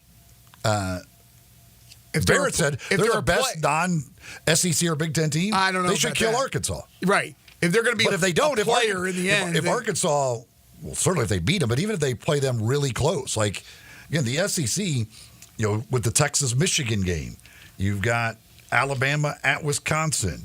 You've got, LSU, USC right off the bat. Like, if the SEC starts dominating all of these games, well, then at the end of the year, the committee will have no choice but to say, okay, like if we're going to get extra teams in, it pretty much has to be out of the SEC. They've dominated all these other these conferences of good teams have all lost to SEC teams. Yes, if there's absolute concrete. NC State, Tennessee, another huge one for the ACC. Yeah, if NC State wants to truly be good. If there's concrete proof when you are deciding between those walls on who is where, and you have that concrete proof of having head-to-head matchups, yeah, you can't turn around and, well, I don't want to put 5 SEC in there. Well, you have to if the proof's in the pudding. And then the outlier, of course, is Notre Dame. I'm trying to find their darn schedule. Who does Notre Dame play that is of significance? They usually play a really tough schedule, but some of those schools that they played for years have dropped off. They're not as strong as they once were. I can't find their schedule for the life of me. Let me try it here. Because again, they're the one outlier. That's the only way I can describe. They start with Texas A&M. Okay. On the road. They play Florida State. They play at USC. Okay, so right there off the bat, Texas A&M is looked to be somewhere between the 8th and 10th best team in the SEC, 7th to 10th, somewhere in that neighborhood, right? If Notre Dame loses to Texas A&M right off the bat, then it doesn't completely take them out of the mix, obviously, with 12 teams in the playoff, but it cripples them. Again, and that's another one of those where, again, the SEC can make a statement. The first 2-3 weeks of the year, the SEC can make a lot of statements. Right. Because there's a lot of teams that are supposed to be really good in these other conferences that they are playing. It's Texas A&M, Northern Illinois, at Purdue, Miami of Ohio, Louisville, Stanford, Georgia Tech, Navy, Florida State, Virginia, Army, and USC. Yeah, again, Florida State is of consequence. Texas A&M, because you're playing them on the road too. And USC's pretty good, but I don't think they'll be great this year. All the rest of those teams, there's no reason to lose any of them. Virginia, Purdue, Navy, there's no reason to lose any of those. It should be like 9 wins, boom, like it's nothing. But got to play them. Yeah, that's why most people believe that Notre Dame will be in the playoff, because the schedule sets up well for them. Right. It just can't be a top 4 seed. If they go 10-2 against that schedule, are they in? I don't know. Certainly 11-1. 11-1 Notre Dame is going to be in a 12-team playoff. No question. 10-2, maybe. Again, it kind of depends on what happens elsewhere, and you might be comparing a 2-loss Notre Dame versus a 3-loss team out of the SEC, and that's when you got to start making some tougher decisions. Well, I'll tell you what. I think they would give the benefit of the doubt to Notre Dame. I think Notre Dame a lot of times will get the benefit of the doubt. Even though you could look at that 3-loss SEC team and go, look at the teams they played, and say it shouldn't be where Notre Dame, just because they have one less loss, gets the nod. But I think that would be the case. I think Notre Dame would get probably the call over a Power 5 school with one more loss than whatever they have. Unless, of course, Notre Dame's got 4 losses, then they're out of the picture. But if they have 2 losses, they're getting into the playoff. And especially if it's a battle between them with a 2-loss resume and another team, SEC Big Ten, with a 3-loss resume, even though they may look a little stronger, bet you they give it to Notre Dame in that case. Genesis Diamonds' most extreme value on diamond engagement rings is coming to an end this Sunday. You've got till Sunday at 5 o'clock to take advantage of this great deal they've been offering. All GIA certified diamond rings on sale, a full 20% off their already amazing everyday prices at Genesis Diamonds. That's right, an extra 20% off. They already have the amazing prices with direct importer pricing, taking out the middleman. Now, through Sunday at 5 o'clock, you can get an extra 20% off. And that could be anything from a half carat to 20 carats, whatever. Any of these GIA certified diamond rings on sale, 20% off. They got all the top designer rings. When you're talking about engagement rings, this is a great opportunity for you to save money. It's all different shapes, all different sizes, all different cuts, whatever it is that you're looking for. Go see the folks at Genesis Diamonds. Poplar and Perkins Extended is where you'll find them. Again, Sunday at 5 o'clock, it comes to an end. Take advantage of 20% off on those GIA certified diamond rings at Genesis Diamonds. All right, got some final notes in our final segment, including some from the world of baseball and more on the FedEx St. Jude Championship. This is Sports 56 Mornings with Greg and Eli on Real Sports Talk, Sports 56 and 98.5 FM. Broadcasting from the Family Leisure Studio, we are Sports 56 and 98.5 FM. There are many real estate companies out there, but then there's Banyan Tree Realtors on the Tigerville Town Square.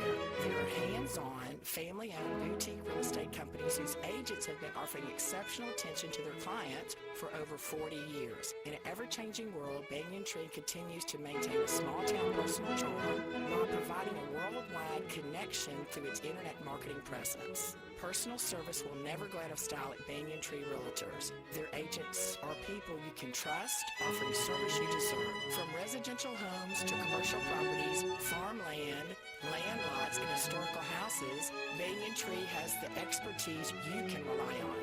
So if you're downsizing, upsizing, moving in, or moving on, give Banyan Tree Realtors a call today. Craig Smith and Mary Jean Smith and their agents are ready to serve you. Call today at 901-620-8920 or 901-359-2520. If you own a business, you know Luttrell Belting keeps you moving. Luttrell has cost-effective belts, conveyor components, and 24/7 on-site service to keep you operating smoothly. Text are just a phone call away at 800-441-8946 or online at LuttrellBelting.com. Luttrell's Memphis plant stocks belting in nearly every size and finish, and if they don't have it, they'll make it. From ordering to selection, fabrication, and installation, your Luttrell sales rep is there for you. Luttrell Belting keeps you moving. Did you know your skin is the largest organ of your body? Huh? That's why you should shower with Old Spice Super Hydration Body Wash instead of plain old bar soap. Love your skin by super hydrating it with vitamin B3 and glorious notes of vanilla and shea. Did you know that my super hydrated skin is the second largest organ of my body? The first is my heart. Old Spice. Men have skin too. Old Spice Super Hydration Body Wash. 24/7 renewing moisture. With daily use.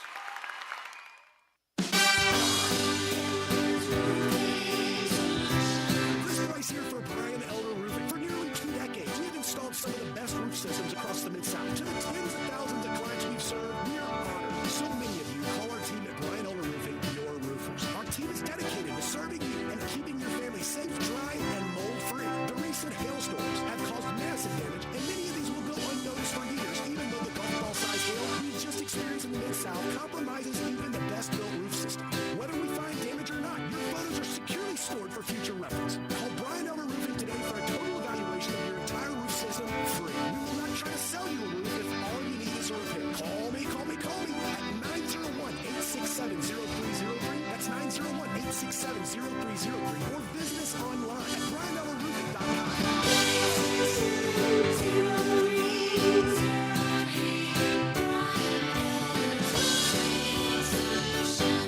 It's rainy season out there. Warmer days, cooler nights. Open roads, endless horizons. And you need to be ready. In jeans made for the unpredictable. Wrangler, for the ride of life. Shop our newest styles today at Wrangler.com. Now back to Sports 56 Mornings on Sports 56 and 98.5 FM. This hour brought to you by Jenkins Floors and More. Here once again are Greg Gaston and Eli Savoy. Welcome back, everyone. 9:50 the time. So the official 70 are out, and all 70 players that qualified for the first leg of the FedEx Cup playoffs here in Memphis, the FedEx St. Jude Championship, all 70 are going to be participating. Nobody's skipping just to move on to round 2 in Colorado. You have Scotty Scheffler, of course, leading the way. You have 8 of the top 10 players in the official World Golf Rankings who are set to compete. Off the top of your head, do you know who the other 2 are? It'd have to be in the live. I would assume it's Rahm and DeChambeau. Yeah, that's right, DeChambeau. So there are... But I don't know that. I think you're right. It's definitely Rahm, 100%, but I think DeChambeau could be it. So there are 5 letters of the alphabet that don't have or contain a player that's playing in this tournament, the last name starting with that letter. Okay? Like, for example, there's a D. There's many Ds. Jason Day. Those 5 letters, tell me which 5 letters are not represented. Last name. X. X is correct. Y. Incorrect. There is Cameron Young, and there is... No, Cameron Young's the only one. Q. Q is correct. 3 more to go. I. Incorrect. M. Sungjae Im, representing the I's. Come on, Zach. You said X already, right? Yeah. Yeah. 3 more letters, not represented. And don't say Z, because Will Zalatoris is back. O. O is correct. That's a little surprising. When I saw that could one. make the mistake of Oberg, but his begins with an A. That's a good one. Yeah, you're right. Okay, 2 more. U. You are correct, sir.